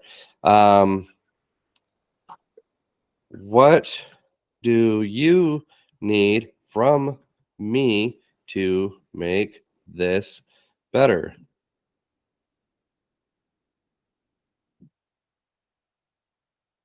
Specific services and offerings provide details about specific types of flowers, arrangements, and services your flower shops offer, target audience, budget ranges, things like that.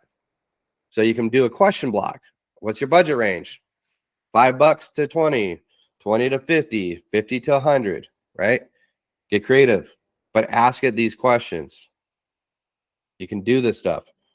Chat with it. You are talking to it. I've gotten way better results and things taken care of just by doing that. How would I be able to, how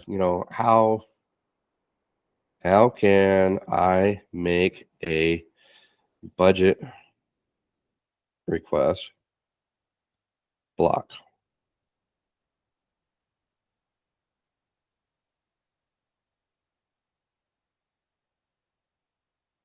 Boom, boom, boom, boom, boom.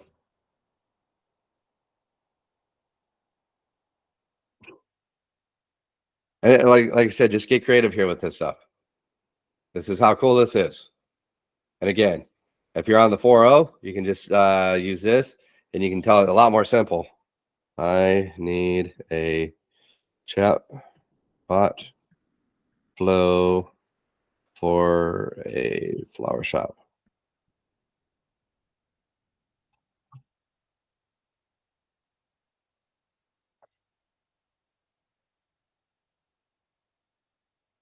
Damn, this thing just went hard. Damn. My goodness, that thing was huge. I've never gotten anything that specific. What the hell? But anyways, there you go. Right? Yep. Thank you. Options, buttons, all that good stuff. There you go. Have at it. Part of your prompting, right? Ask it to build you a prompt. Ask it to tell you what information it needs from you to make it a better prompt. Now, with all this information that I've given you, analyze this prompt and make it better. You want to talk about fine-toothing stuff? There you go. Refine it, make it better. So yes, it's pretty much what Charm does. But I like it better on here. But like, you can do it on here though too. So I don't really touch Charm because I just do those basic setups. Yeah. So do you have the link for this custom GPT? Sorry, Chris. This one is, I know it's in the, whatever. I don't even know how to do this from here. I can, I guess. Like, let's just do that. I'll copy that and put that in here if you guys want. If anybody wants this, if you're running 4.0, if you're not running 4.0, it won't let you in there. It'll come to it and say, hey, but you don't have 4.0. You need to get a paid version. Yep. I have 4.0. Yeah, I think. Yep. So there you go. If that link should do it in there. Yep. Thanks. So cool. Okay, now we're gonna move on. Again, there's the sheets there. Integrations, and the reason why I'm talking about integrations here is because we need them to go into something. So again, like I said in the beginning, Aminos is good for itself. If you want to expand and grow, you're going to have to, use some third-party integrations. So just like in my, where did I go with that? Remember my bot there that I told you that had the 4 different tiers? In there, it says what those different tiers are and stuff. Well, each one does something different. So 1, you get the bot. 2, it goes into the Google Sheet.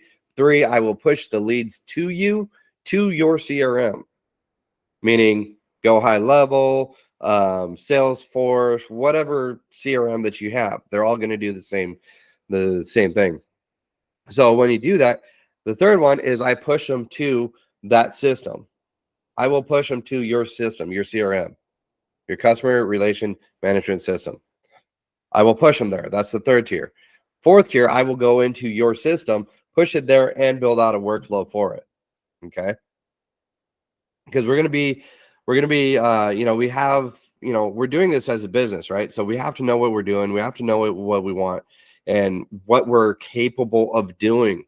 Now, again, Humble, this is probably going to be a lot more over your head, but it should give you an idea of what to look for and kind of just like expand your mind of like different things that you can actually do.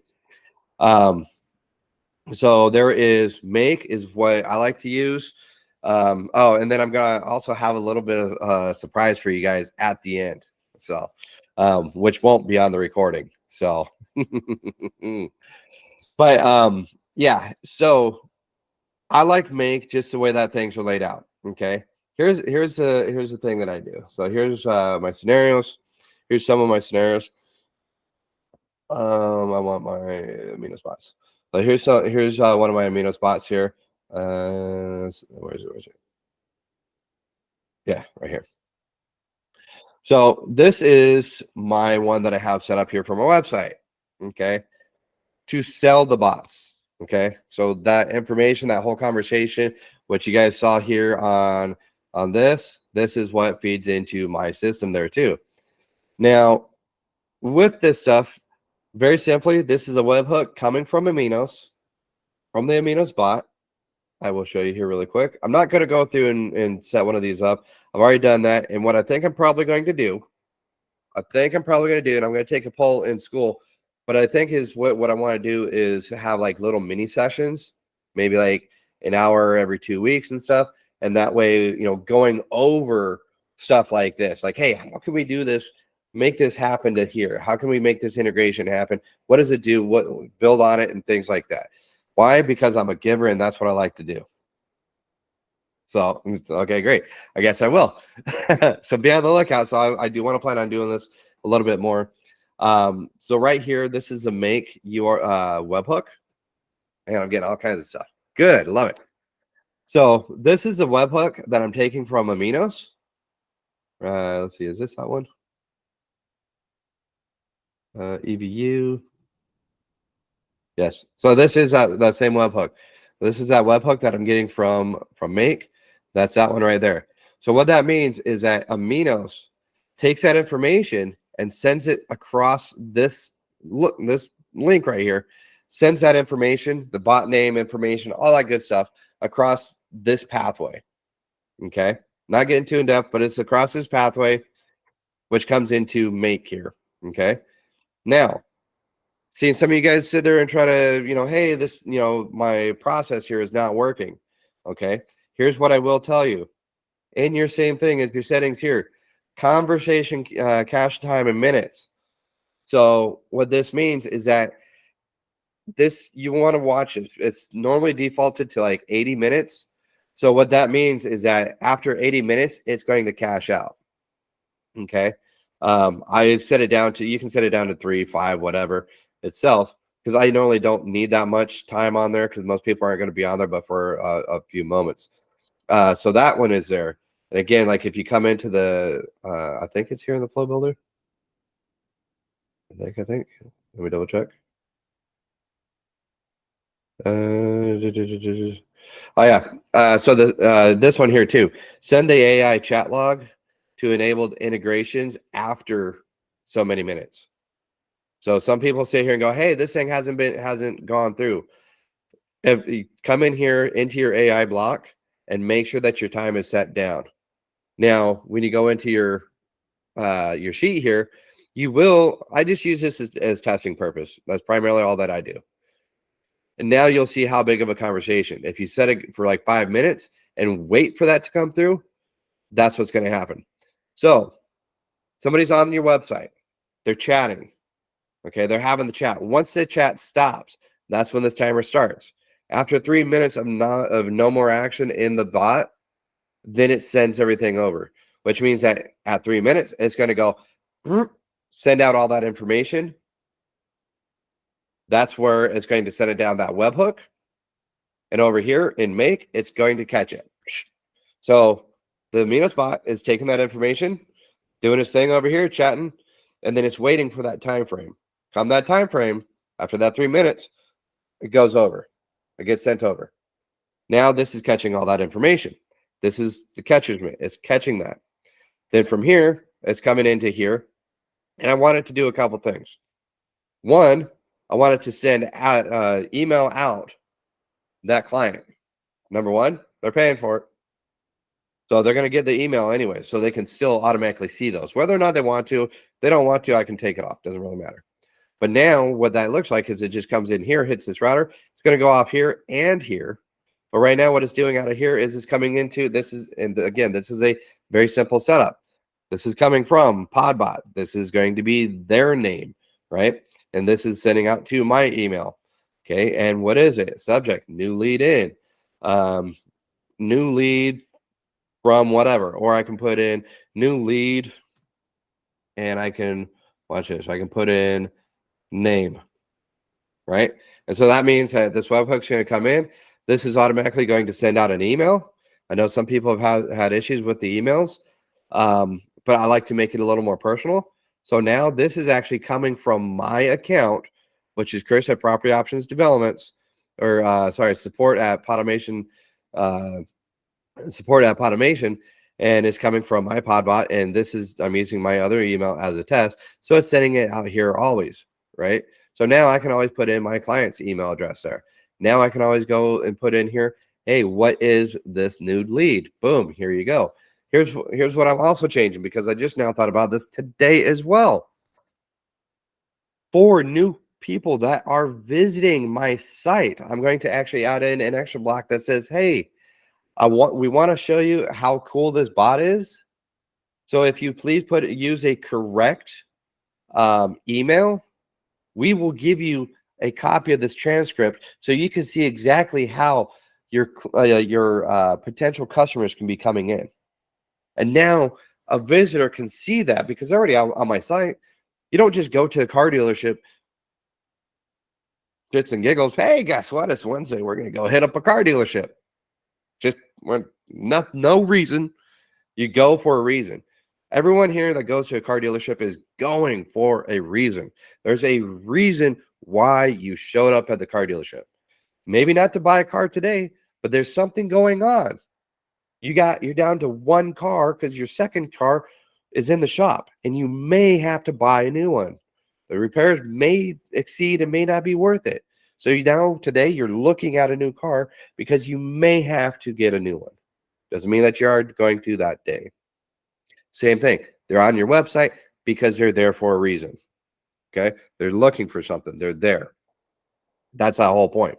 So then now I can get those potential customers to come in, input a real or at least true email address where they would like to sit there and see the results of what's coming through. Now I can ask them that beforehand. Hey, how cool would that be to see your conversation and exactly how your leads could come into you? More inclined to put in the real email address. Now this workflow here can go off, and now I can put in that new lead. And guess what? I could also put in, take this out, and now I can put in that email address.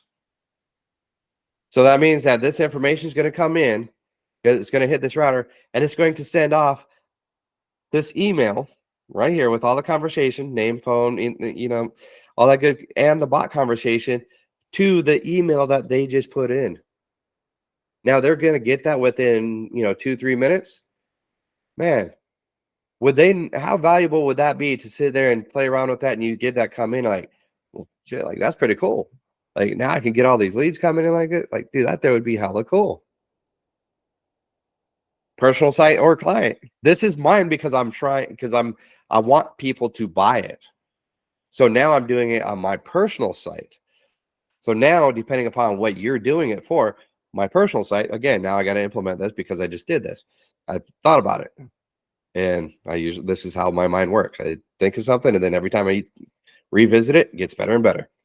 So then now I can sit there and say, hey, just an FYI, you may want to put in a real email address so we can send you what a potential customer would actually look like. We'll send you your whole conversation here and show you what that potential client could come into your system looking like. Now they can actually get that. Now they might be more inclined to put in a good email address. Now, guess what? That's there. I got their name and their email there. Guess what? If they don't put in the correct phone, that's fine. Still got their email. So then now going through all this, right? Going through all this, Now I can come in here and this is going to send off over here and push into my high level system, right? So now this is taking the information from the webhook. Okay, so we can kind of look at the colors here. This is the webhook is kind of the burgundy, and we got the red, blue, and the greens right here, right? So as we go into this, you will see where this right here is coming from the webhook. You can see it pulsating. So you can see it pulsating right there. And so now we're getting it in from that webhook information, which means that it's coming directly from the Aminos bot. Now we're building this out to go into where we want in our system, right? Email, phone, first name, this is why I like it to come in this way, because I have so much more valuable things that I can do with this. Now they do have in Aminos, there is the direct integration, and I will touch on this too. There is the direct integration. No, not that was settings. For the Google Sheet or the Go High Level. You can actually take that and put that that link right in here, and it will go directly into the system. Avoids you from having to utilize a third-party system like Make, Zapier, or Pabbly, right? It avoids this. The downfall is that there's certain things that you don't get when you go directly into Go High Level. Number one, I like to do this. Okay. The reason why is I can add things in here and make automations happen based off of certain things happening.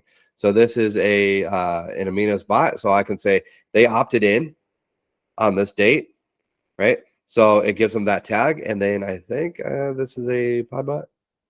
And where is it? Where is it? Oh, I think that's it. I'm not going to change this one up. But let's say Podbot visitor. Okay. That means that this is a visitor to my site. So I can tag this because this is them on my site. They're chatting with my bot. Now I'm making it as a Podbot visitor. Now I can make this something happen once this comes into my system based upon this tag being added here. Okay. So now we can keep going down, and whatever I want to add in here, just like this, I can write stuff in here, and this here is a permanent. But now if I utilize what's in these fields here, this here will always change by what came in on that webhook. Okay.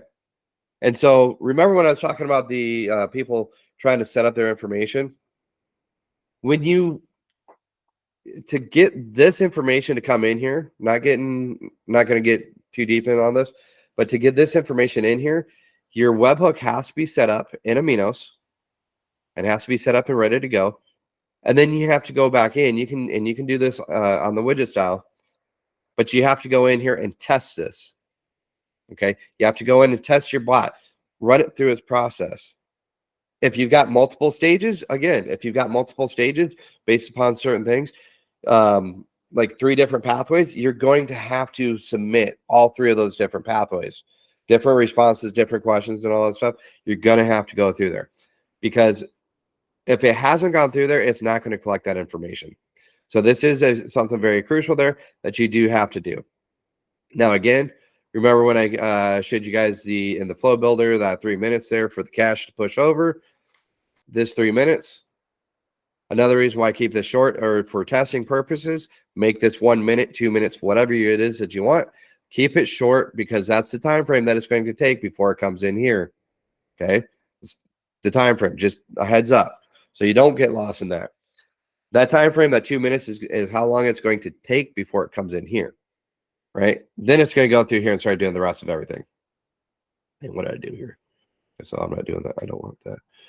Mess something up here. I'm not sure. Okay. Anyways, I don't really care. I'm not saving it. So what I like about doing this way here with Make as well, and the difference between Make and going directly through Go High Level, is this is running into my what account? Let's go to my demo account. I don't know. Anyways, yeah, I think this is still going in my demo account, so I don't really know. Is I can get the chat conversation. Where is it? Okay, whatever. I'll just put it right here. So I can get the chat conversation. just by opening up the data. And now I can get the AI right there where it says AI start. I can put that conversation. So now that means it's going to carry on that whole conversation that person had with the chatbot on that site and push it into my CRM. Okay. Just checking the chat here really quick. Is this for personal site? So it doesn't matter what webhook URL you put in the settings. I used Albato automation along with project management software that has webhooks. Yes, you should be able to. I know you should be able to in the Zapier one. They have made one specifically for the make side. So yeah. And again, that's why I like this, is because then in turn I can have that conversation come in. Now that conversation, I'll show you what that conversation itself looks like once I'm done in here. So now this comes in. Okay. Now I know you guys are probably sitting here like, what do you got the Google Sheets there for? Right? Why? But Curtis, why do you got the Google Sheets? Well, because guess what? Someone that's paying good money, they're going to get this as a backup on Google Sheets as well. Don't really care. It doesn't cost me anything. Just like a 100th of a penny or something like that, or a 10th of a penny, something like that. Just to make this happen. Now, they have their Google Sheet. It goes in there. Now, with any third-party integrations like this, if something doesn't happen, if something screws up, you need to have something happen. Okay? If something screws up in here, the workflows shut down. So you have to do what's called an error handler. Okay, and what do I mean by an error handler? Is so in your Aminos Bot, they put in test at i.c, right? It's not even a real email address. It's, it needs to be .com, something like that. Why? Because high level can distinguish that. It knows what is the, .com, .this, .that, right? So I need this to continue regardless. So if it screws up in here and it doesn't have anything to do, it's just going to shut down. The lead comes in and just goes, like we don't know what's going on. And then it just breaks and it shuts down. This here goes from on to off. Now then you lose all your leads from that continue to come in. Hence why monthly fee for me, highly unlikely that this is going to happen, but it does. I need to be able to get in to have access to this. Do I want my clients having their own account for me to have to log into to get through to do all this stuff? Hey, Humble, I need that access to here. And, hey, IO, I need this, your access, I need this and that. And then I got to keep track of all that shit. Hell no. Hell no, I don't want to do that. So what do? This account here starts off $10 a month for Make itself, and you get 10,000 functions. 1, 2, 3, 4, and basically 4. Because if it's good, it's going to come up here. If it's bad, it comes down here. So 4. Okay. Let's just call it 4 cents. 4 cents on top of the $50 a month and the setup fee that I've made. I don't really care about that. People sit there and pinch a nickel and dime and squeeze you for like every little thing. I don't care. This here helps to make my job, my life easier, as well as the clients. Because guess what? If something happens to this workflow, I get notified. I don't have to worry about the client calling me up 2 a.m. because we're on different time zones or across the world. And now I got to wake up and go figure this out, or have my team member to go do that or something, whatever, right? I'm trying to automate this as much as possible, trying to keep as many hands out of the cookie jar as I can. So I want to manage this on my side. So that's what I recommend.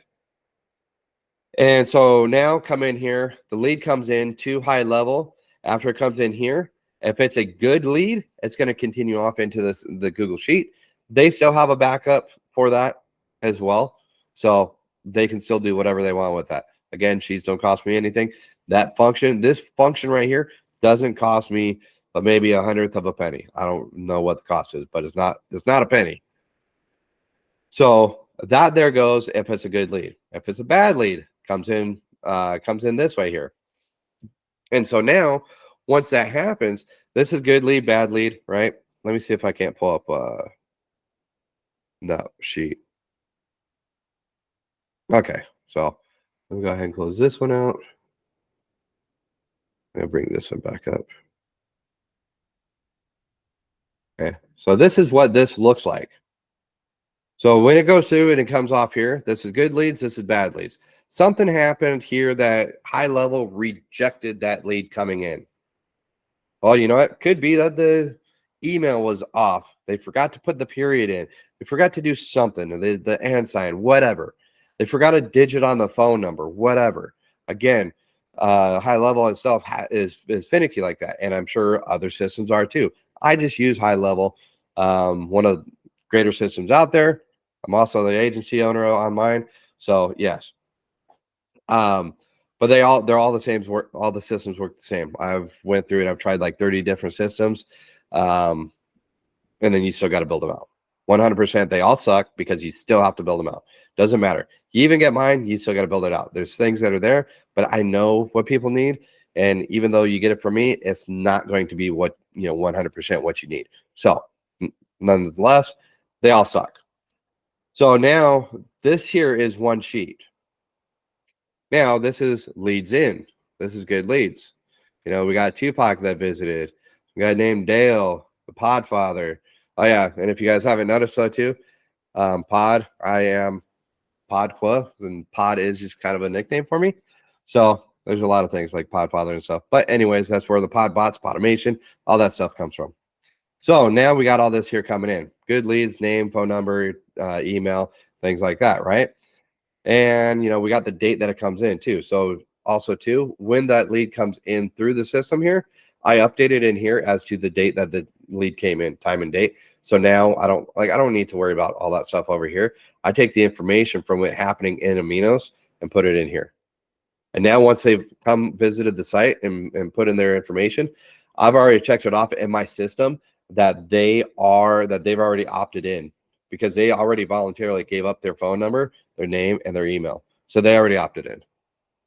I'm being legit and legal with that. So they've already voluntarily did that, then they can go in.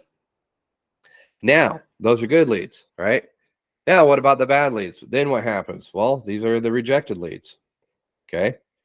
There's the name, Brian. 1, 2, 3, 4, 5, 6, 7, 8. 8 digits on the phone number. High level rejected it because of the phone number, right? The email itself too, that was rejected there too, but it still took in the conversation and the created date, the error message. The email must be a valid email address, and just the error type. The error type doesn't do anything. These two right here come from the values that high level kicks out.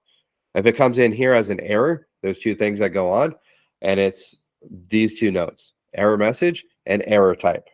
So I put in here the error message. So now I want to know what it is at, a 422, 400, things like that. So now in this case, we have a 422. The email must be a valid email address. But again, we still want to collect this information. 400, undefined, some undefined information. So phone number, all you need to do is put a digit in there for the number on or in the bot. But over here, we got this over here as a bad email as well too. Well, this here is a good email, but test.com, not bad. But the phone number itself is wrong. So you see what it's doing here, and now we're still able to capture that. And then we can also go through here and still capture the conversation, because we're getting that here from the start. So this is the AI conversation. So you guys are good. So this is the conversation that's also coming in here too. And again, this is that same conversation that I push into the system. Okay. Very simple, basic setup. Again, I'm trying to keep this whole thing automated. My clients, when they get in there and they do this, this is all I do. I just make a copy of this, create a new webhook, put it into their Aminos bot. Then it comes in here, send off to their email, go into their system, and if it's a good lead, goes over there. If there's a problem with it, comes over here. That's all on one sheet for them. Boom. Leads in, leads out. Any questions on that? I know that was kind of good and fast, but any questions on there? You guys are free to speak up. I'm going to check the chat here real quick.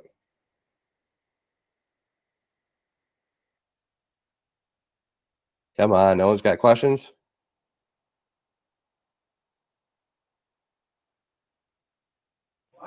So Chris, no Yes. questions, but this was amazing. Thank you so much for showing us that. Oh, absolutely. So, and like I like Make only because I like the way that this is laid out better. Going to Pabbly and going to Zapier, they are going to be different. It's just like a step down layup, just pyramid type build layout. I like this because I can take this, move it wherever it is that I want to, and see other things that connect. So there's like over. Like there's like 2,000 apps that you can connect here, not the 5,000 on Zapier, but for me personally, I haven't found anything that I don't use that can't connect here. So that's not, to each their own. So that's going to be that. So this is about a third-party integrations, the things that we've been doing here. And so yes, I have used Pabbly. Now, here is my issue with Pabbly. Who was it that asked that? I'd love it for you if you could come off, because I would love to have this guy. Jeremy, if you're available to come off, you're free to come off mute. Oh, okay, yeah, because I have Pabbly, but it like they said, it's kind of different, like the frame, like the visual and but yeah, I still have Pabbly also, but Make seems cool. Yeah, I was wondering if you build it on Pabbly already. Is there already a step-by-step, like a plug and play, Yeah, it's the same principle. It really is. Webhook, go to your bot, go to the bot, do its testing, let it run its time so that it can come back in, and it's still going to be 100% the same setup. What I have noticed, and I did make a post about it, is that with Pabbly itself, for whatever reason, I don't know why, I'll just use this one, it won't parse out like this. I can't get it to parse out where the name would be there, the email, all this stuff would be separated like this. It'll come in one big block chunk. And it would be like name, name quotes, the name, and then phone quotes, and then the phone, like all in one line, back to back to back. Now, maybe I'm doing something wrong there. Maybe it's just because I am on the free version. I don't know. But that's what I've noticed. And that's not cool. I know Zapier doesn't do that, but Pabbly does. So I'm not too sure on that, on why Pabbly is doing that. You could go through there and copy that section out and then paste that in here, just like me doing this, and go like name. Like you could go in there and copy out that section from the input and then paste that in there. So you could do it that way. But for me, that's just a lot longer of a process I don't want to deal with. You know what I mean? So it's just kind of like, I'm making it easier for me. If I copy this whole thing, everything will be in here the same way. Okay, and then all I got to do is go test their bot once and then run it, take their information and set it up, put it in its place. Okay, yeah, less headaches, right? That's it. Yes, exactly. Now, like I said, you probably, some of you guys probably missed it there from the beginning, is that if you take it, and you're trying to create that $1,000 monthly bot, there's going to be a lot more working parts in there. But if I can make $50 on a daily on automation, on autopilot, I'd much rather do that. I'll take $50 all day and I don't have to touch it. So that's Chris, why I do it this way. Yes. I just had a quick question. First of all, thank you so much for doing this. This is really awesome. Really appreciate your time. Thank you. So on the last step of this automation with the Google Sheets, I'm not sure specifically how you are setting up the Google Sheet with the two separate sheets and specifying for high level to send out the good and bad leads. Like, could you just like show how that's set up exactly? Yeah. So Cool, essentially right thanks. in here, see these little wrenches in between? These are settings in between. And so I'm going to just go into like another one here really quick. No, I don't want to save anything. Discard all the changes that I made. So let's just do whatever. No, I'll do it. I'll do it in that same one. Never mind, I'll just do it in the same one. So so you're gonna right click on here, and then you just come in here and do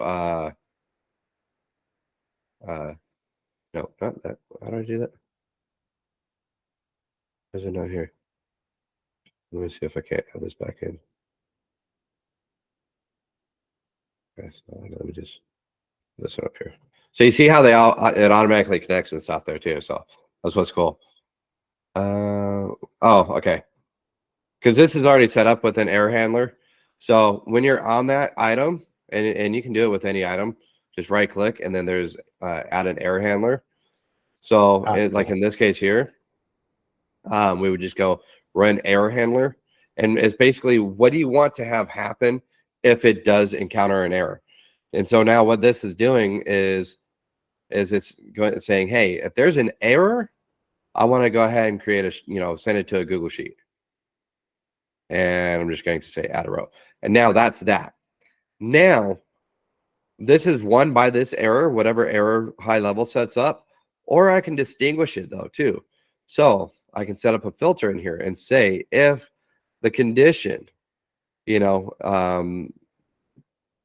just say the email. And now this is where this drop down right here comes into if this exists or it does not exist. Equals to case sensitive, not equal to, contains, does not contain, does not start with, ends with, whatever. There's a lot of different things, there's all this different stuff that we can go through here and do.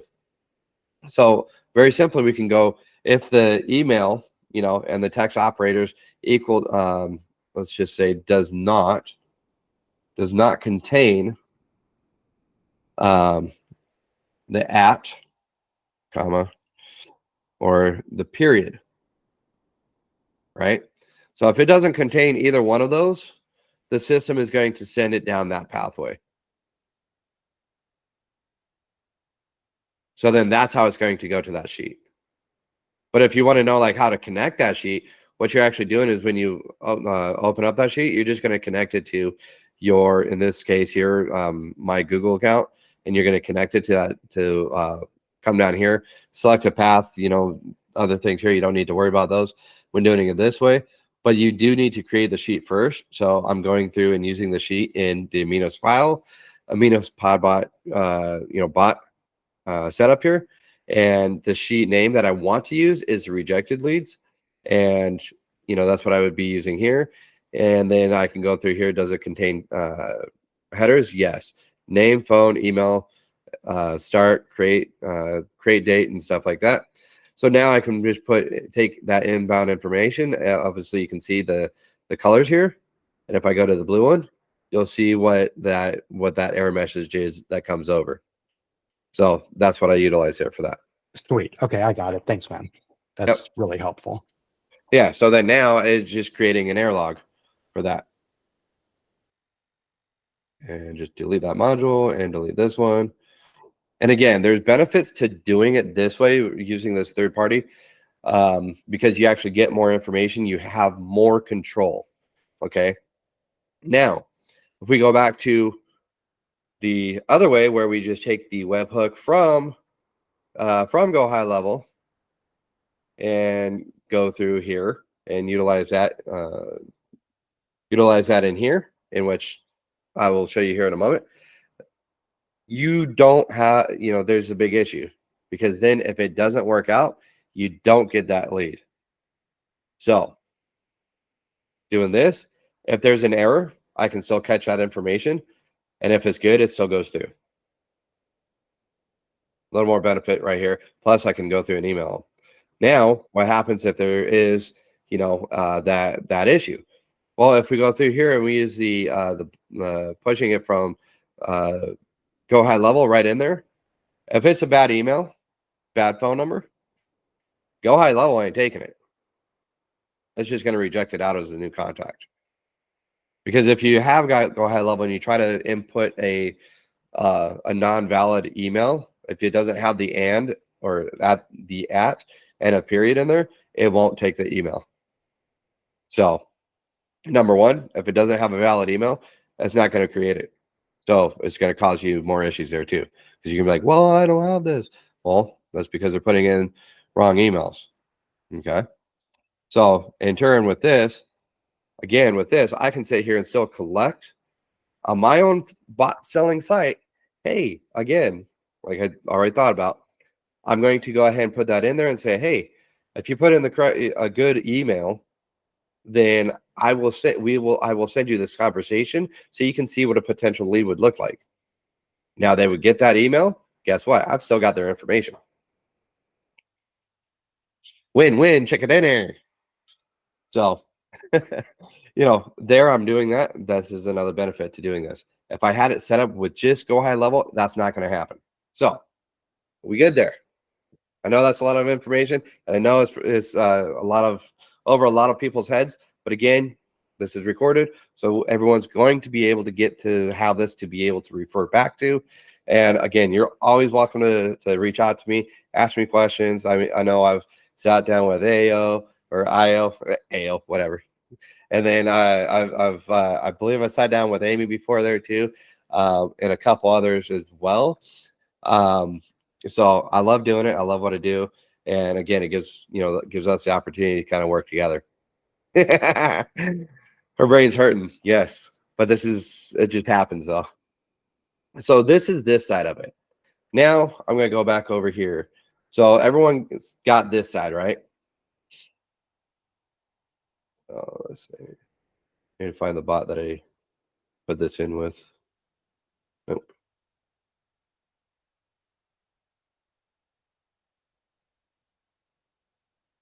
Should we just end this right now? A lot of people would hate me. Come on. Okay. I know my home seller bot goes in there that way. Oh, that's through Make as well. Where is my...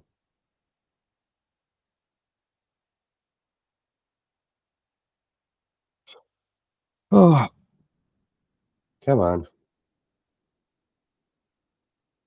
Hey, come on. Okay. Anyways, because I can show you on this side here. So we got this in here. So getting loads of insight. Yes, love it. So we have our automations over here. Okay. Because I know some people wanted to just kind of having a tough understanding of what's going great, I'm making these bots and I can create these bots, but then how do I sell them? How do I do this? How do I do that? I'm going to kind of let you in on my side of the world here. I have a lot more automations that go on with this too, that from my website, they purchase, and then upon purchase, it shoots them an email with a form that I need to get some information from them about their business. Because again, this is going to be if it's a $50 bot, I'm just going through and putting in the basic information. I can also do that one that Mr. Matthew McNabb has shown everybody. I've already built that out. I'm not going to touch on that right now because again, that's going to take us another side. But I will probably just have a session on doing that too. But that one there would also be a quick way for if somebody submits their information and they really didn't fill it in right, oh, well, I don't know about this, don't know about that. And, well, we got specials. Yes. And it's what are they? This and that, they're not really proficient on filling it in or giving details itself. Then I would do the way that McNabb was talking about, about getting Browse AI to go through there, scrape their website, take that information, and then put that into, and then I would take that and put that into the AI block of their bot, right? And then just put it on their website, especially for the 250 or the the first tier or the second tier. That's all I'm going to do. Doesn't cost me nothing but pennies. I mean, that $50 there is basically going to take me for the next 5 months, is going to pay for my Make subscription for the next 5 months. So I don't really care. Plus, how many more people am I going to get like that? That's definitely going to pay for everything. Don't really care about those little things like that. So when we do that, it's a matter of understanding what it is that you're doing. So now when I do that, I can go through and do that, create that, put that in their bot.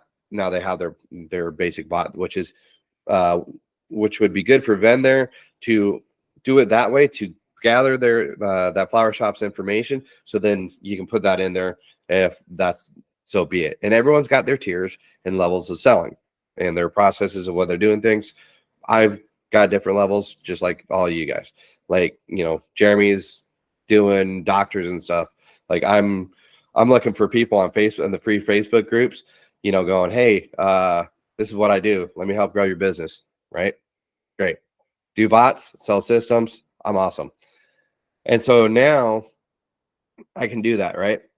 On the higher tiers, then there becomes more of a in-depth conversation of like with the programming of the bot, what kind of prompting, what their goal is, what they're trying to actually do out of there. And a lot of times, and I have the opportunity for them to, before purchasing, that they can schedule an appointment to see how we can help them out. So if it is a doctor's office and it's something that I don't want to do, they don't have to go through the whole purchase and I don't have to refund. Saves us all a lot of times. But now I can give them that opportunity. Yes, I can, or no, I can't. Right? So there's automations with that there on the whole other side.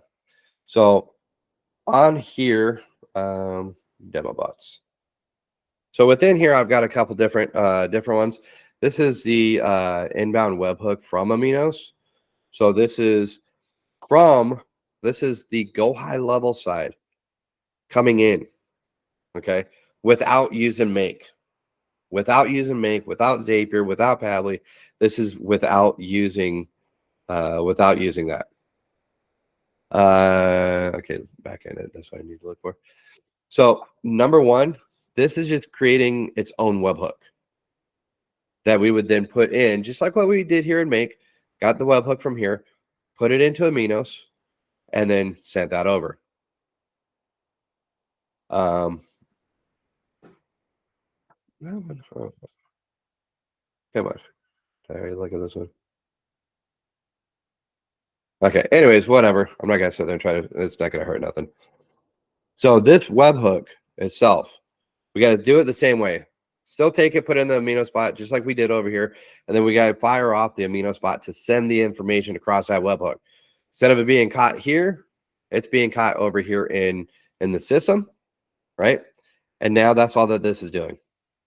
Once this happens, this is a very, very small thing. So we'll just come in here. Like I'll show you guys really quick. I'm not going to make it happen, but start from scratch here. Just add a new one in here. So this is let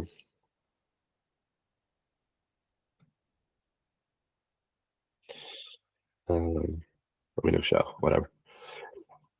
So now I'm just going to come in here and hit this trigger, add new trigger. Okay, actually, you know what? Before I do jump in here really quick, I know you guys have some of you guys have Aminos 1, right? Now, from what I have gathered, and I need someone to come off to confirm for me that Aminos 1, you get what was that first thing that you guys said? Something jet, Rusty Jet, something. Yeah, Funnel Jet. Yeah, Funnel Jet. So you guys have Funnel Jet. Supposedly, Funnel Jet is the Aminos version of Go High Level. Yep. So it's just a white label version. Right. It's a white label version, yeah. But it is Go High Level. It is. Okay, so it looks just like this. Yes. Okay, great. 100%. So I got multiple confirmations. So yes, this is all good. This is how you guys are going to be working that too. and Rusty Jet, yeah, whatever it was, I forget what it was. Funnel Jet. I don't. It's a white label. It's still Go High Level. My system is Go High Level. Funnel Jet still high level. Anything else that looks like high level, it is high level. Rusty Jet. But yeah, so in here, you're actually going to go through here, click your add new trigger. And now we're just going to go down here, inbound webhook. This here is a premium feature itself, in which, what does this cost? Does it say on here like how much this costs? I don't know. I think it's like a penny or something like that to use it this way. So this is one way to actually save you money from, well, not necessarily money from using a third party, but I'm not going to sit there and try to go in there. It's like a penny or two. And so this is using their webhook, right? And all that we're going to do is copy that, highlight it, copy it, do that right there. And then we would just go over here and pick out our bot, pop it in there. I've already got something hooked up there to make, so I don't know. So then, yeah, we're just going to pop it in there in that Zapier field right there. And then you save it, and then we go to the dashboard and save that. And then what's going to happen is that once that is said and done, it's going to pop off over here. And at this time, when you're doing this, you want to click on fetch samples, or you got to wait for it to get done because you need to get the samples. So what I mean by the samples is that it's got to get that information that's sent over from the bot to your system. Just like what we did over here, how we were able to get all these burgundy lines here, all the burgundy information here, just like we were able to get all this, we need the webhook to fire from Aminos to come across here, so that way we can catch it. But this time, we're only doing it right here from Aminos into here. Then at this time, that's how simple this is. That's what we're doing there. So from there, actually, I don't guess I didn't need to save it. From there, it's going to look just like this. So now we got that webhook. It's already triggered everything off. And this is what it looks like. These are just different requests. These are different requests that have been coming in from the system, so I can select which one I want to use. But it's all the same thing, so it really doesn't matter. It's just it'll show the field name is like David instead of Steve or Becky or whatever those names are. So it would just be something different. And then again, this is nothing that you need to worry about here. This is just system coding. And so from there, now we have our webhook that came in. Number one, you're going to need, this is where your creativity and your mind has to go. Okay? Because here we go. Who wants to come off mute? Do a quick role play here.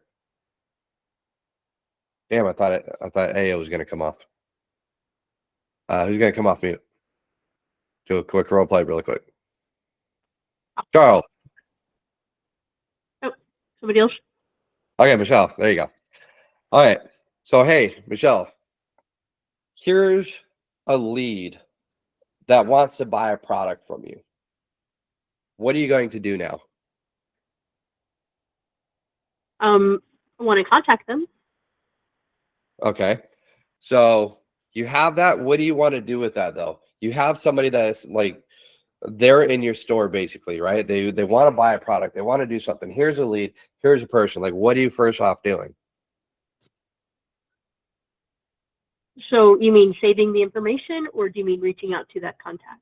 Yeah, just in general. Like, what are you doing? Like you're finding out the information. Like I said, here's their information. Here it is on a sticky note. Post it, right? Then what are you going to do? Then what do you typically want to do? Yeah. Go in there and contact them, and at that time, you generally want to save it, though, right? Like, hey, cool, can I have that? No, I need the sticky note back. So then now what do? You sit there, write it down on your own piece of paper, your own CRM, your own system, right? So now that's what we're going to do here is we're just going to create our contact. In that case, we just want to create the contact. So from that webhook, again, we want to make that happen. That's going to be our number one thing. We're going to create that contact within our system. So we got the name, email, the AI conversation does not transfer in. Like I said, it does not transfer in. In this particular bot, I asked the question, reason for selling. I want to know that. So I got email, name, phone number, and a couple different questions that I have in here, that I've done things with. So number one, there's that. And now I can keep adding in any other field for any other information. I can keep doing that. Very simple. We're going to go through here and select whatever field that we want. But let's just say we use street address. I'm going to select street address. I'm going to click this tag over here, and we're going to do inbound webhook trigger. It has to be the inbound webhook trigger. That's what this is. And this is where it's gathering its information from. We're going to be going into lead.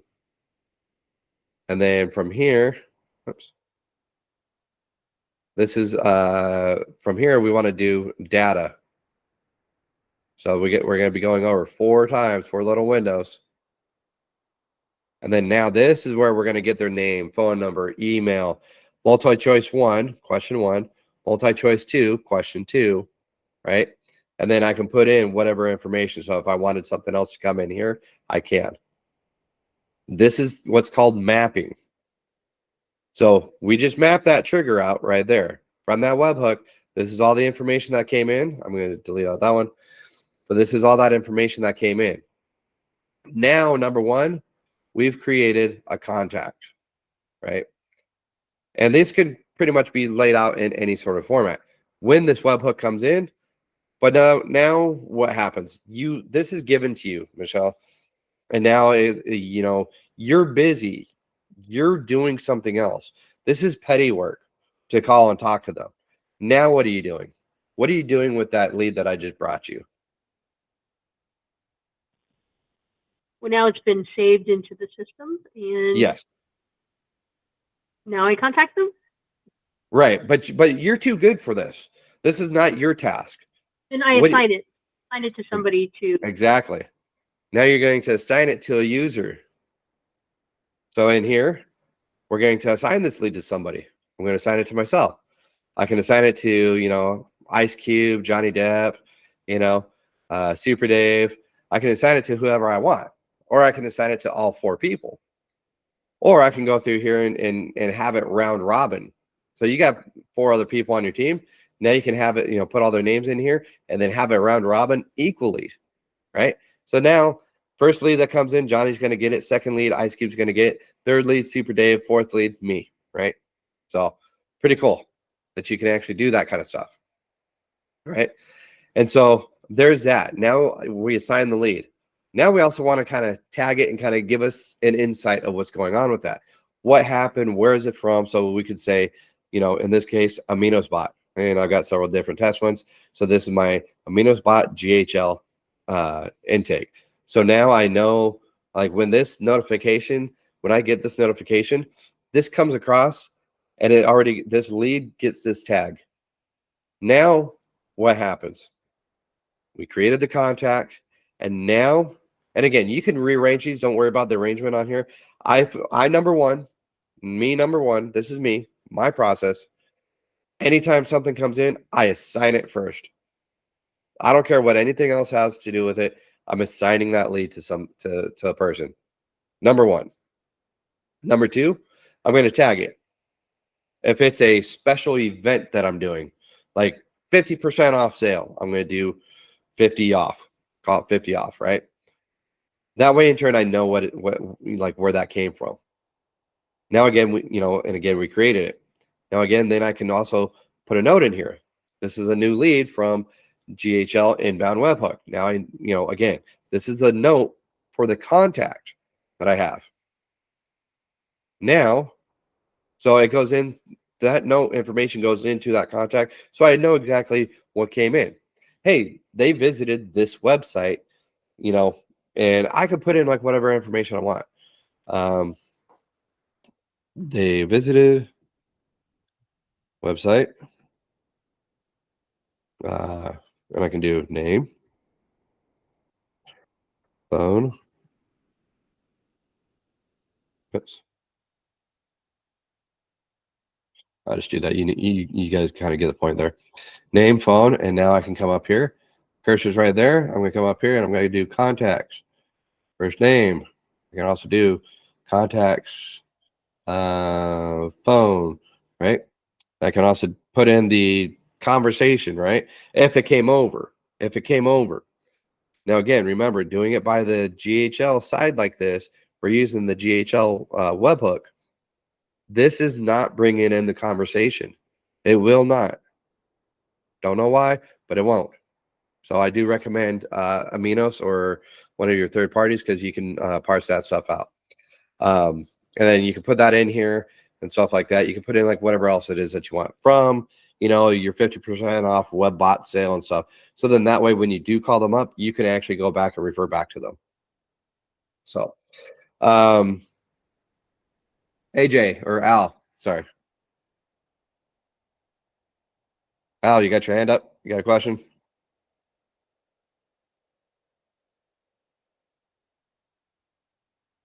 No? Okie dokie. Yeah, I'll put that down then.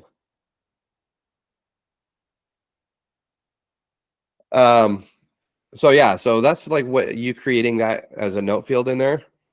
Oh, okay. Sorry about that, AJ or Al. Sorry. And so then now there's that note. And then now that that's in there, I can also then go in here. Now the next thing I'm going to do is I want to be notified when something comes into my system, when somebody's chatted with the bot, with whatever. So as you guys were testing out my bots, I've been getting those notifications and stuff too. So now here's my notification. Now I can set this up as a notification, email, or an SMS. So I can set this up however I want. Notification, if you download the Lead Connector app, then log in there, you will get your notifications to your phone and on your computer itself. So it's a great way to do this. Or as well as you can also send yourself a SMS or send yourself an email, right? Click on email. You can send it to a user that's in your system. They want to turn on my mic. I talk about something. Oh, okay, sweet. And so then now, this is where you can sit here and select a particular user or do a custom email. Like if you wanted to, for example, on let's just say a service request bot. This comes in as a service request. You can come in here and notify somebody as a custom email and put in somebody's email that is not in your system. So if I wanted to take this and let's say Al was my technician for repairing whatever, I can have this sent to him in through an email or a text because it will text out to his phone, and then he can get that notification and then go through, do that job, and then let me know when it's done. And guess what? I didn't have to call him up. I didn't have to tell him anything. I didn't have to do anything. He already got that information.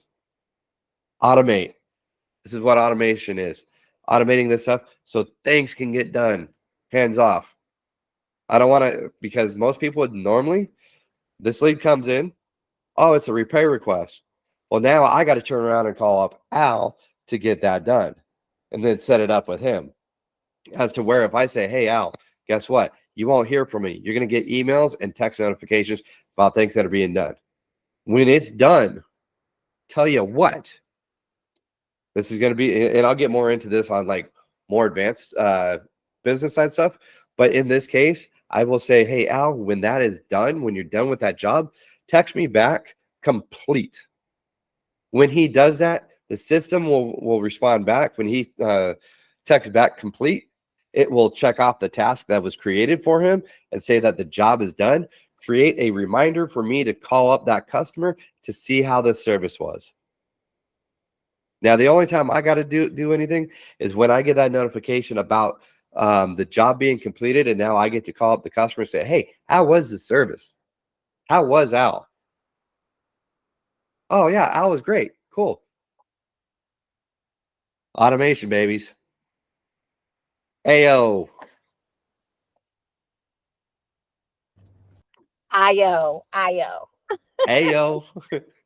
So, That's it. Just ayo. Sorry. Hey, at least you'll know that is me. it's real simple. I and then yo. But listen, I don't know. I had to hop off to go get my kids from this birthday party. Right. And then I logged back on. You were on this part. What I need, and tell me if this is going to be a separate session.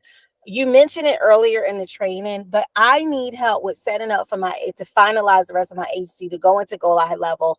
What happens after, if I want to be able to automate once they book an appointment, how they get their form, how they pay for it, a thank you email. Like I want my stuff set up, automated. And that's, I kind of thought that I was going to get some examples on or ideas around how we can automate our own business. Because I feel like when you're using the product and you're doing it yourself, it makes it easier also to sell it.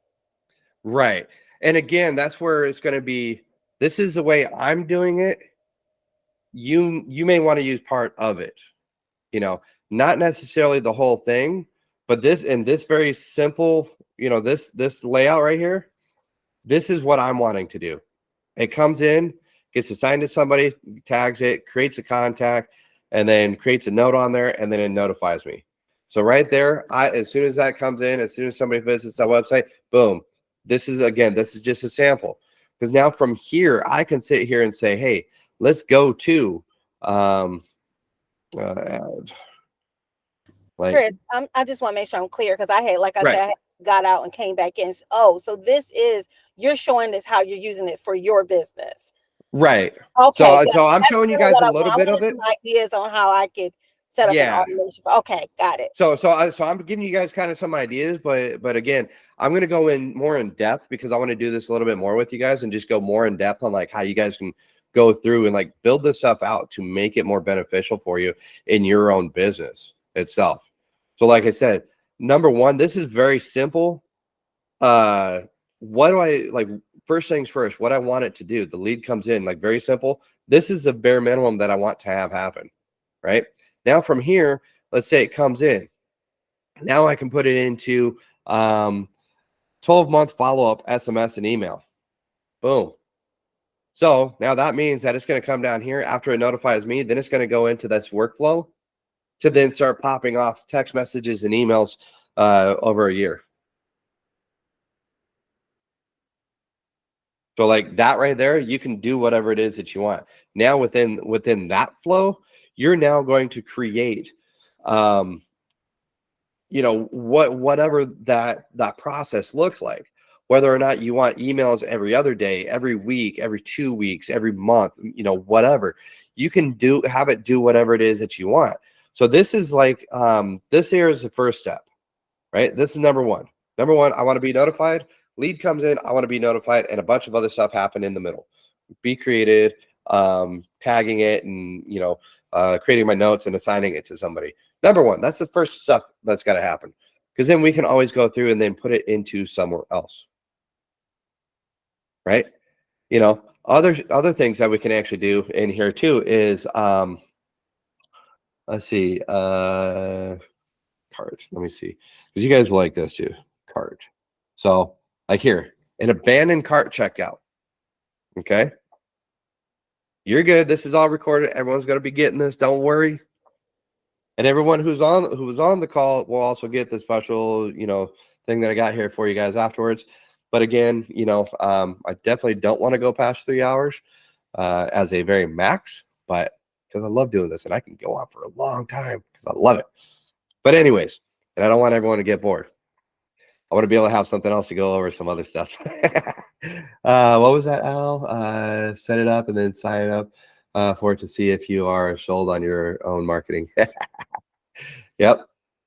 And so now, like this one here, this is an abandoned cart. So if somebody walks out on the abandoned cart, somebody's, goes to the cart, the checkout thing, and then they wind up stepping away and like leaving it. I could sit here and say, hey, after 10 minutes, just say that. After 10 minutes, what filters do I have in here? So after 10 minutes, and let's just say that the cart value is, is empty, right? Let's just say that the cart value is not empty. Let's just say not empty. So any dollar amount, right? And it's not empty. So now if the abandoned cart kicks off, somebody goes in and then gets out of the cart, which means that they already put in their name, their phone number, and like they were in the process of doing it, that there is their cart. And if they leave, that cart itself is going to be abandoned, because then they left your website and they left their name already on that cart, hence abandoned cart. Now, what'll happen then is at that same time, then in this case, minus this inbound webhook, minus that one, we can still do assign to the user, tag it, create a contact for it, and that, in this case here, I would say, hey, abandoned cart. They were there on the site and then they left the cart abandoned for whatever reason. And then again, create that notification for myself. And then again, hey, maybe instead of a 12-month follow-up or whatever, I go, I create a campaign for an abandoned cart.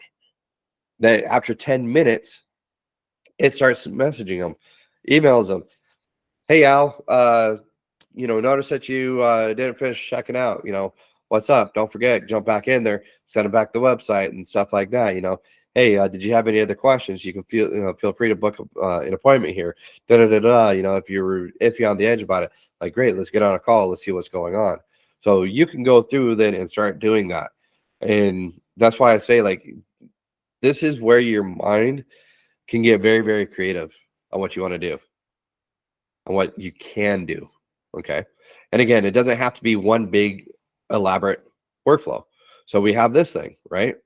Now let's go over here to this, to whatever workflow this was, 12-month SMS follow-up, right?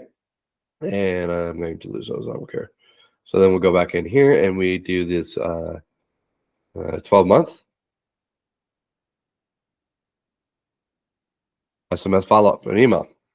Boom. Now it's going to go in this one. This here is just my demo account, so this is not going to be anything particular, but it's going to wait that 1 month, send out an SMS, send out an email, and then you can pre-program these things in here. Or this is where you can use a bot, okay? Other bots, because guess what? Guess what? You guys will like this. There's bots in here too. I've built these out. We've got a couple different bots. So then, like, now I can go through here. Let's say there's one that I like using. Okay, so and I got a couple different bots in here. And this is just my demo account too. So build things out in here and put them in here just for testing purposes. What did I do? Oh, that one? Okay, whatever. So yeah, like now I can go in here and like say this here is a chat bot for a seller. Now, guess what? I can also then go back to, so here's this SMS trigger condition. And now I could sit here and say, if they reply, reply, customer replied. Oh, but man, like this is so great. Like, look, contains a phrase, doesn't have a phrase, exact match, has a tag. Guess what? If they went through that abandoned cart thing, I can add the tag abandoned cart. Now I can go, hey, if they have the tag abandoned cart, guess what? Then this workflow is going to pop off, right? I can do that. But here's what I will show you is this one here. I wanted to go through here and show you if they replied to a workflow, meaning that if they're in a workflow, right? And I'm going to do the 12-month SMS follow-up. What? So now we save that there as that trigger. Guess what? Customer replied because they're already in that workflow. And then now they come over here and the chatbot starts chatting with them, starts going through this whole process, just starts chatting with them, keeps looping back. Da-da-da-da-da. Like, all kinds of things. All kinds of things. This is why I say like it's very hard, and I do want to do more of this with every, within the community itself, and maybe just do like some like smaller sessions where we are just focused on some of that stuff there. So because we can go on for like days and days and days in here. But like, yeah, I've got all kinds of different things that, different bots for different things. And like, yes, we can go through here and just, this is a chat bot for an agent, right? So now what this is actually doing is that this is actually going through.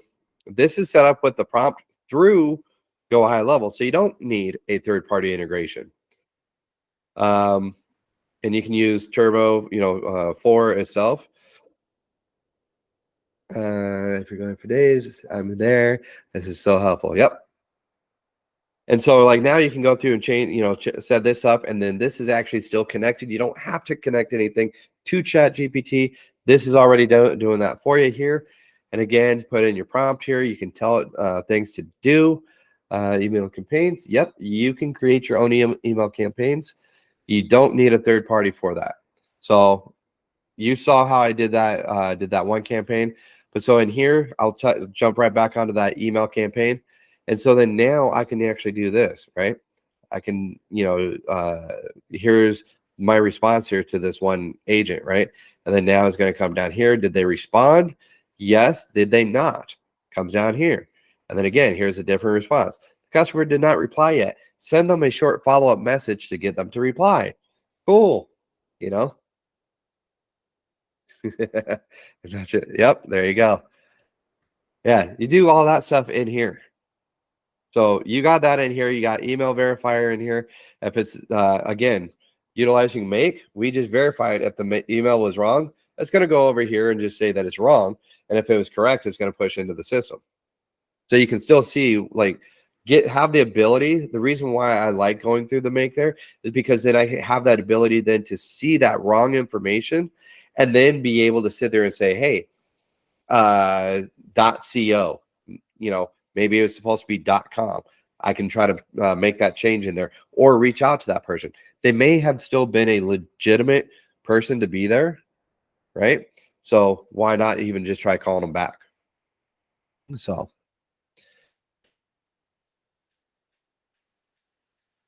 one second. So yeah, this is what I mean. There's so much here. There is also a third-party way where you can actually don't have to go through the inside here to go through and have the chat. You can still go through and utilize a third party and have it still send out a webhook to go to ChatGPT, your own ChatGPT. So if you want ChatGPT 4.0 or use Claude or Gemini, these different ones, you absolutely can.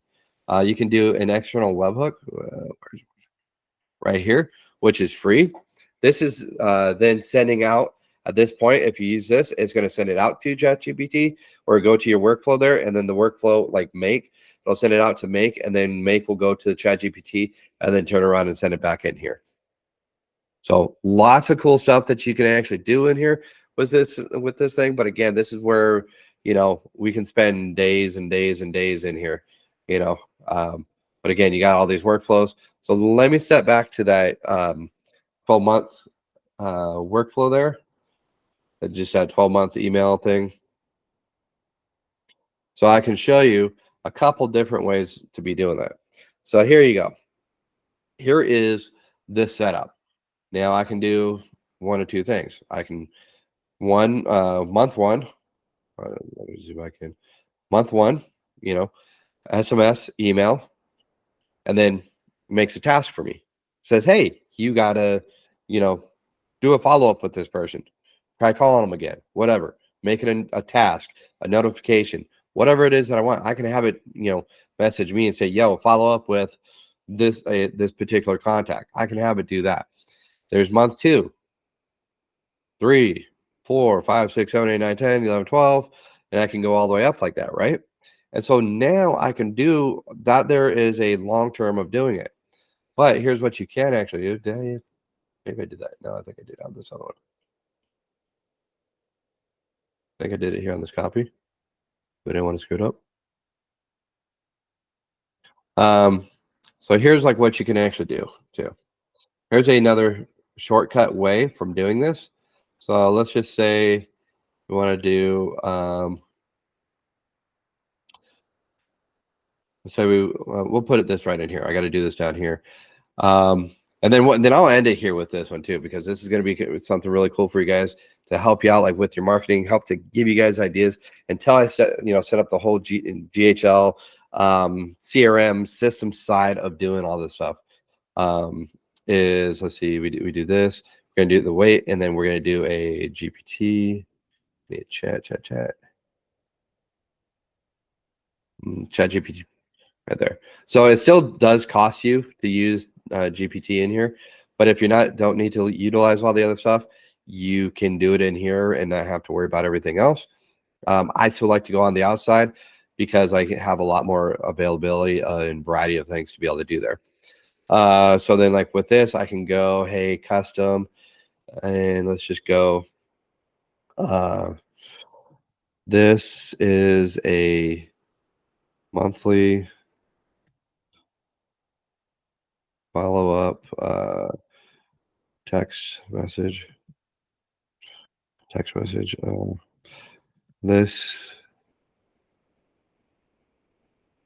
This is about them buying a bot for site. Get the customer.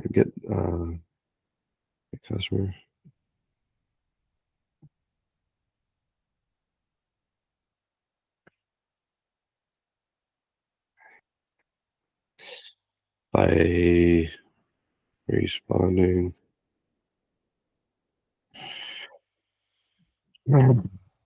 Something about, we miss you, or haven't heard from you. You guys see what I mean here? So again, just like what I was talking about the prompting, doing that same thing here. I'm going to just say, hey, this is a text message. Keep it within 160, less than 160 characters. We want to do this. We want to do that, right? And now I'm just going to go ahead and save this. And again, you can change the temperature. You can learn about that later on. Okay. Now, hold on. But what about all those other 12, the rest of the months of the year, right? Guess what?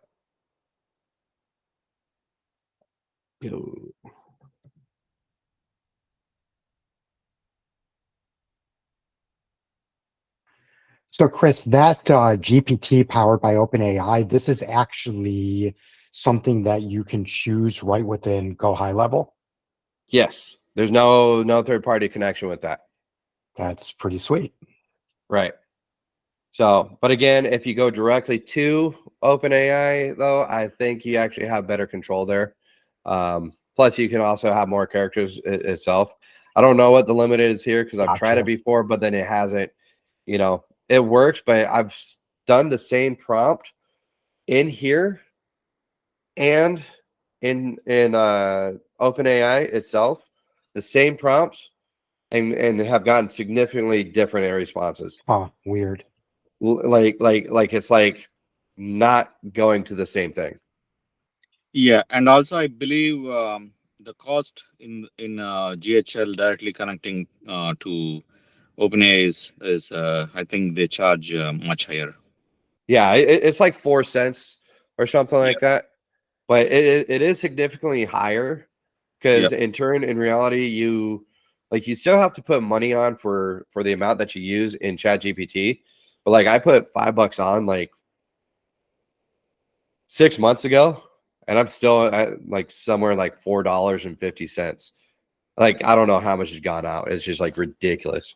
So I wouldn't even worry about that. So in this 12-month follow-up SMS and email, instead of choosing the one directly from High Level, you could just do like another webhook in the one that you created yourself from OpenAI. Yeah, exactly. So like in this case, we got the 1 month here. GPT does its thing. Great, and then all that we're doing here. Sorry, one extra step I needed to show you guys here is that within here we got this message here, right? Take that out, and all that we're going to do is we're going to add in GPT, and we want to make sure that whatever we got number 1 here. This is what it automatically generates. So we're going to take that and put that there, and we're going to put GPT-1 response, and that there saves. So then now again, how that works is that once that 1 month is up, it's going to go to GPT with that prompt. And then once it comes back, it's going to go right in here into the text message and that you saw there. And then again, we can do the same thing there with the email. And now, guess what? I don't need all the rest of that other stuff up there. I can just sit here and have it go on a continuous loop. But then, like, if I do something like, then I would want to do something like this: stop on response. If they respond, then I want them to come out of there. So then now, I wouldn't need all the rest of those. All I would need would be this last one. But you have to put the go-to at the end of a block. That's why I had to come all the way down here. So now we got the go-to, and it's just coming right back up here to the 1 month. There you go. How about your newsletter? Monthly, weekly, daily? So whoever needed that, there you go. Yeah, this is cool. You have really opened my mind to insane possibilities. Right. So now you guys, understand, like, what I mean is, like, what you want to do, how you want your business to work is different than how mine does. So, like, one more, and I'll leave you with this. Very, very last thing. I'm not going to worry about going through and showing it to you right now, but I'll explain it to you. So you go to my site, right? You go to my site, and my bot site. You go there, you purchase. Then it goes through and it comes into my system, tells me which item that you bought. This is where I'm going to break it down. Probably say in another 2 weeks, I'll probably do another session with you guys about just building this, helping to build this out in your system. So then now, when you actually go through there and somebody makes that purchase, it comes in, lets me know what bot was built, sends them the receipt, and then sends them all the required information, the instructions on how to install it and do this and that. Well, like if it's the free $49 for the year, like basic instructions. Here you go. Here's the instructions on how to do that. Here's, I just need your email. Obviously I have that, and I just update that, and now I'm taking their information.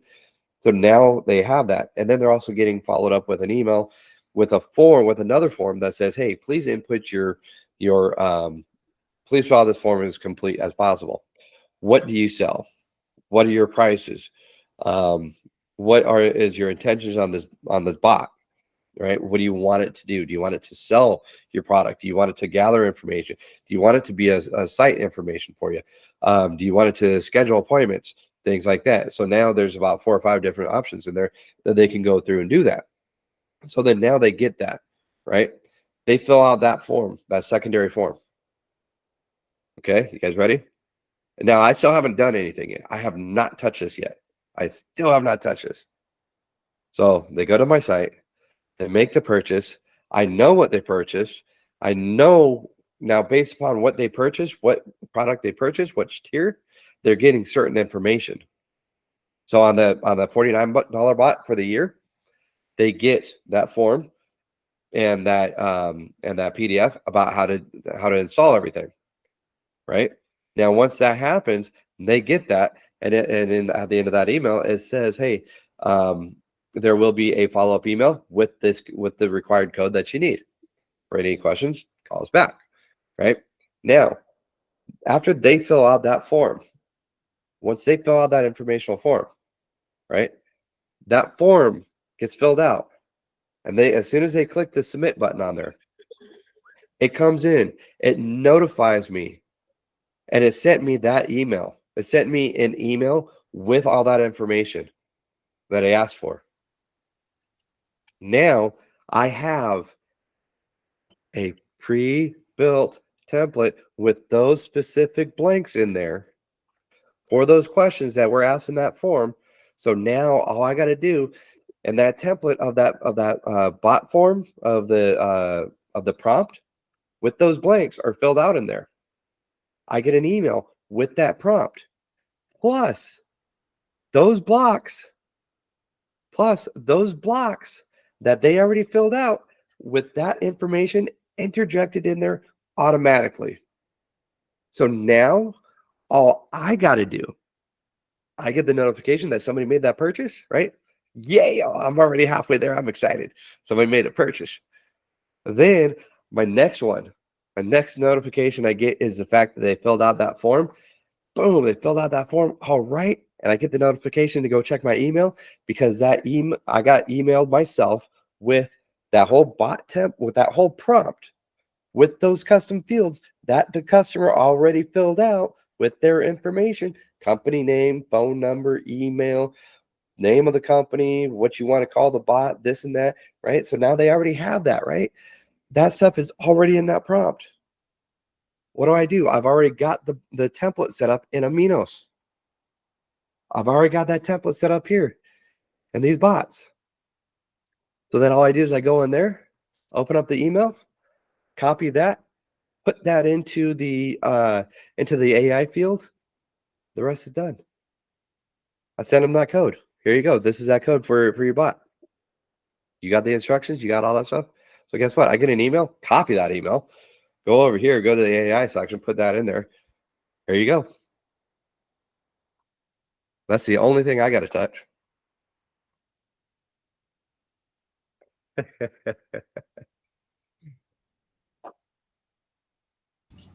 Is there a way to bill for the bot on Aminos? Is there like an interface to kind of set the pricing, or do we have to set that up differently on a different platform?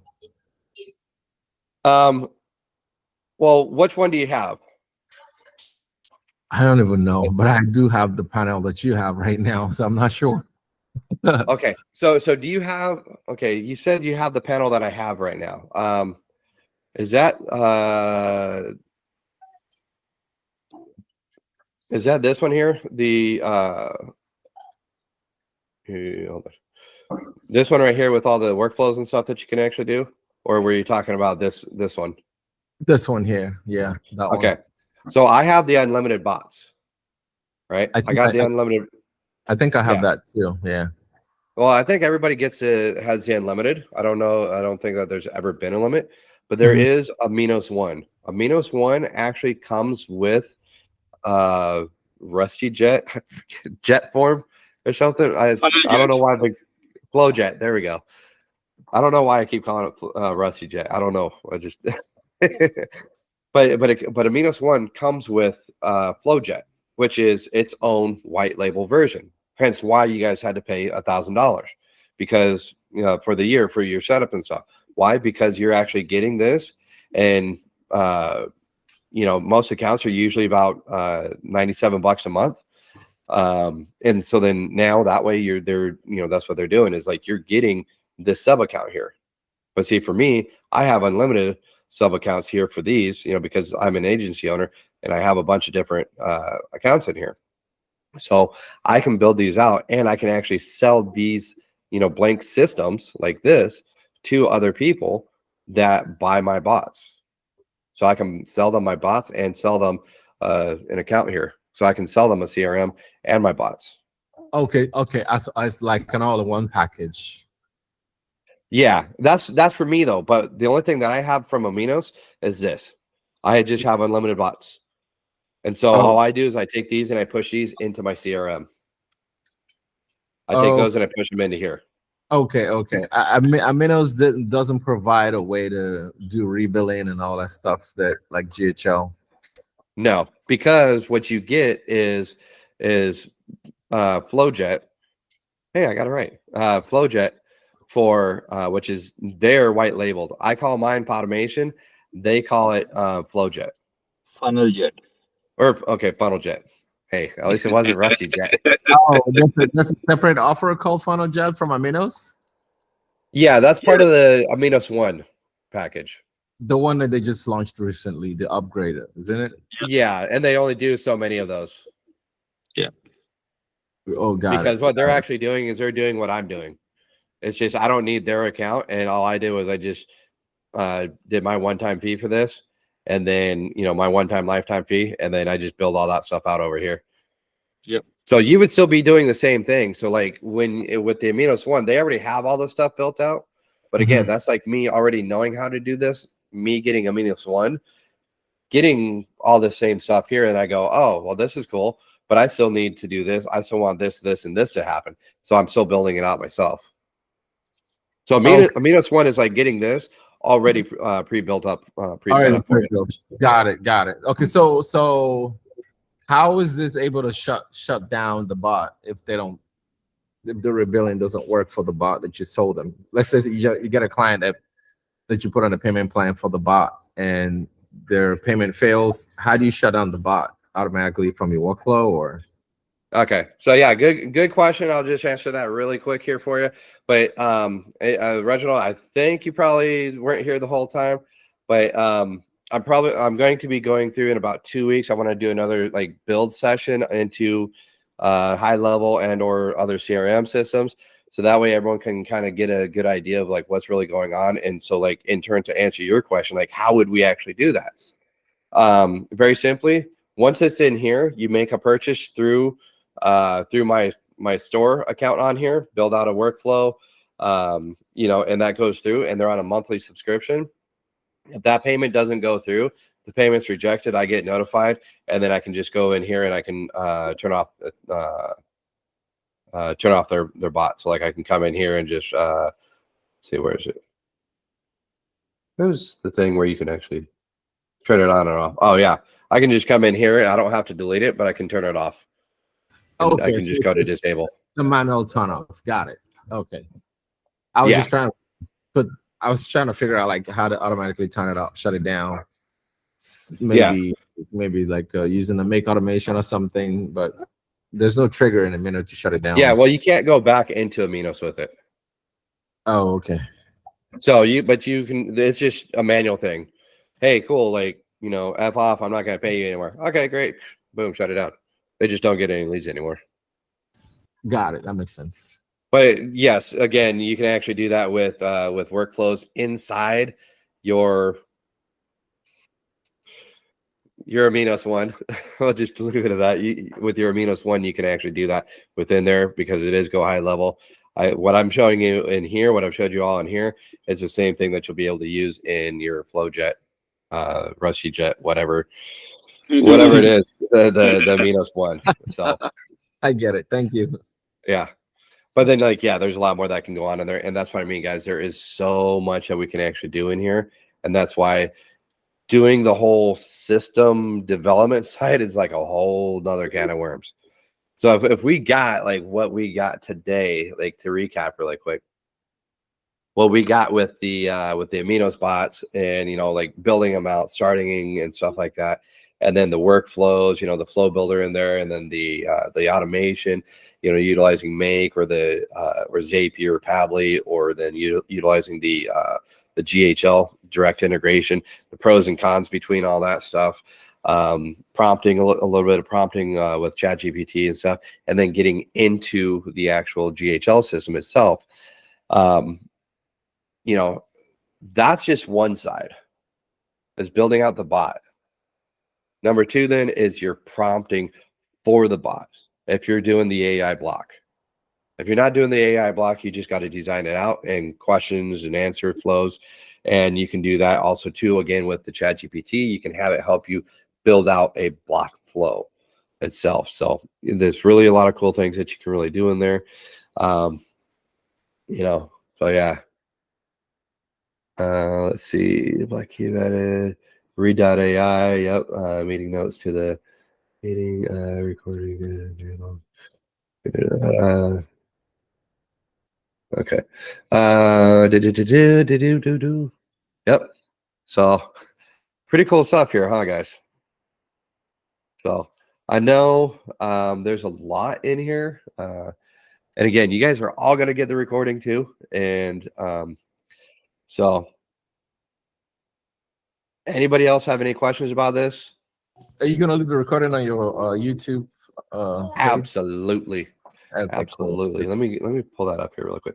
Just to drop in here for you guys in the chat. You know, so that way everyone, you know, wants to, they can, you know, and then I love building out the extra like workflow. So if you guys actually follow me too there, follow my page, I'm doing, you know, a bunch of workflow build outs, and they something may work for you, something may not. But it's just a way for you to be able to go through and follow along and like something may work for you in there, because it's not always designed for the Aminos bots, but it's just other things in there that it would actually work for there too. So definitely something for you to maybe want to check out there. I don't know why this is. Yeah, I think the Aminos bot is an excellent. I'll call it a gift from God, because it's just a one-time, lifetime deal. But which I call it a give that keeps on giving. For me, it's like a foot in the door. For like I'm literally offering it for free, and then I'm just on the back charging for the hosting. It's like, okay, I'll charge you for the hosting. You pay for just hosting, and I'll build it out for free. And then once we come in, we can upsell you. Oh, you're doing stuff wrong there. By now, you should be doing a lot more. But it's just an idea that came to me, and I'm just building it out, and also setting up like an cold email infrastructure to kind of push.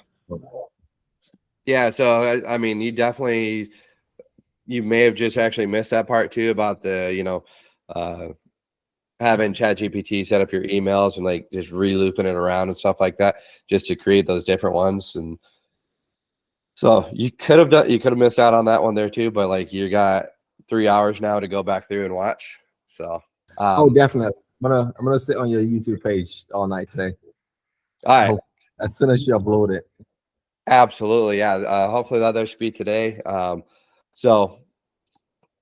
Any more questions? Actually, I'm just going to go ahead and end it right there. I'm just going to call it right there, but don't leave, because I told you guys that if you guys stay, you guys are going to get a little extra something, a little special treat. And sorry if you're watching this right now, you missed out, but everyone that was here actually got it too. So here you go. So I'm going to go ahead and end this right here. 1 second. See you guys until the next one.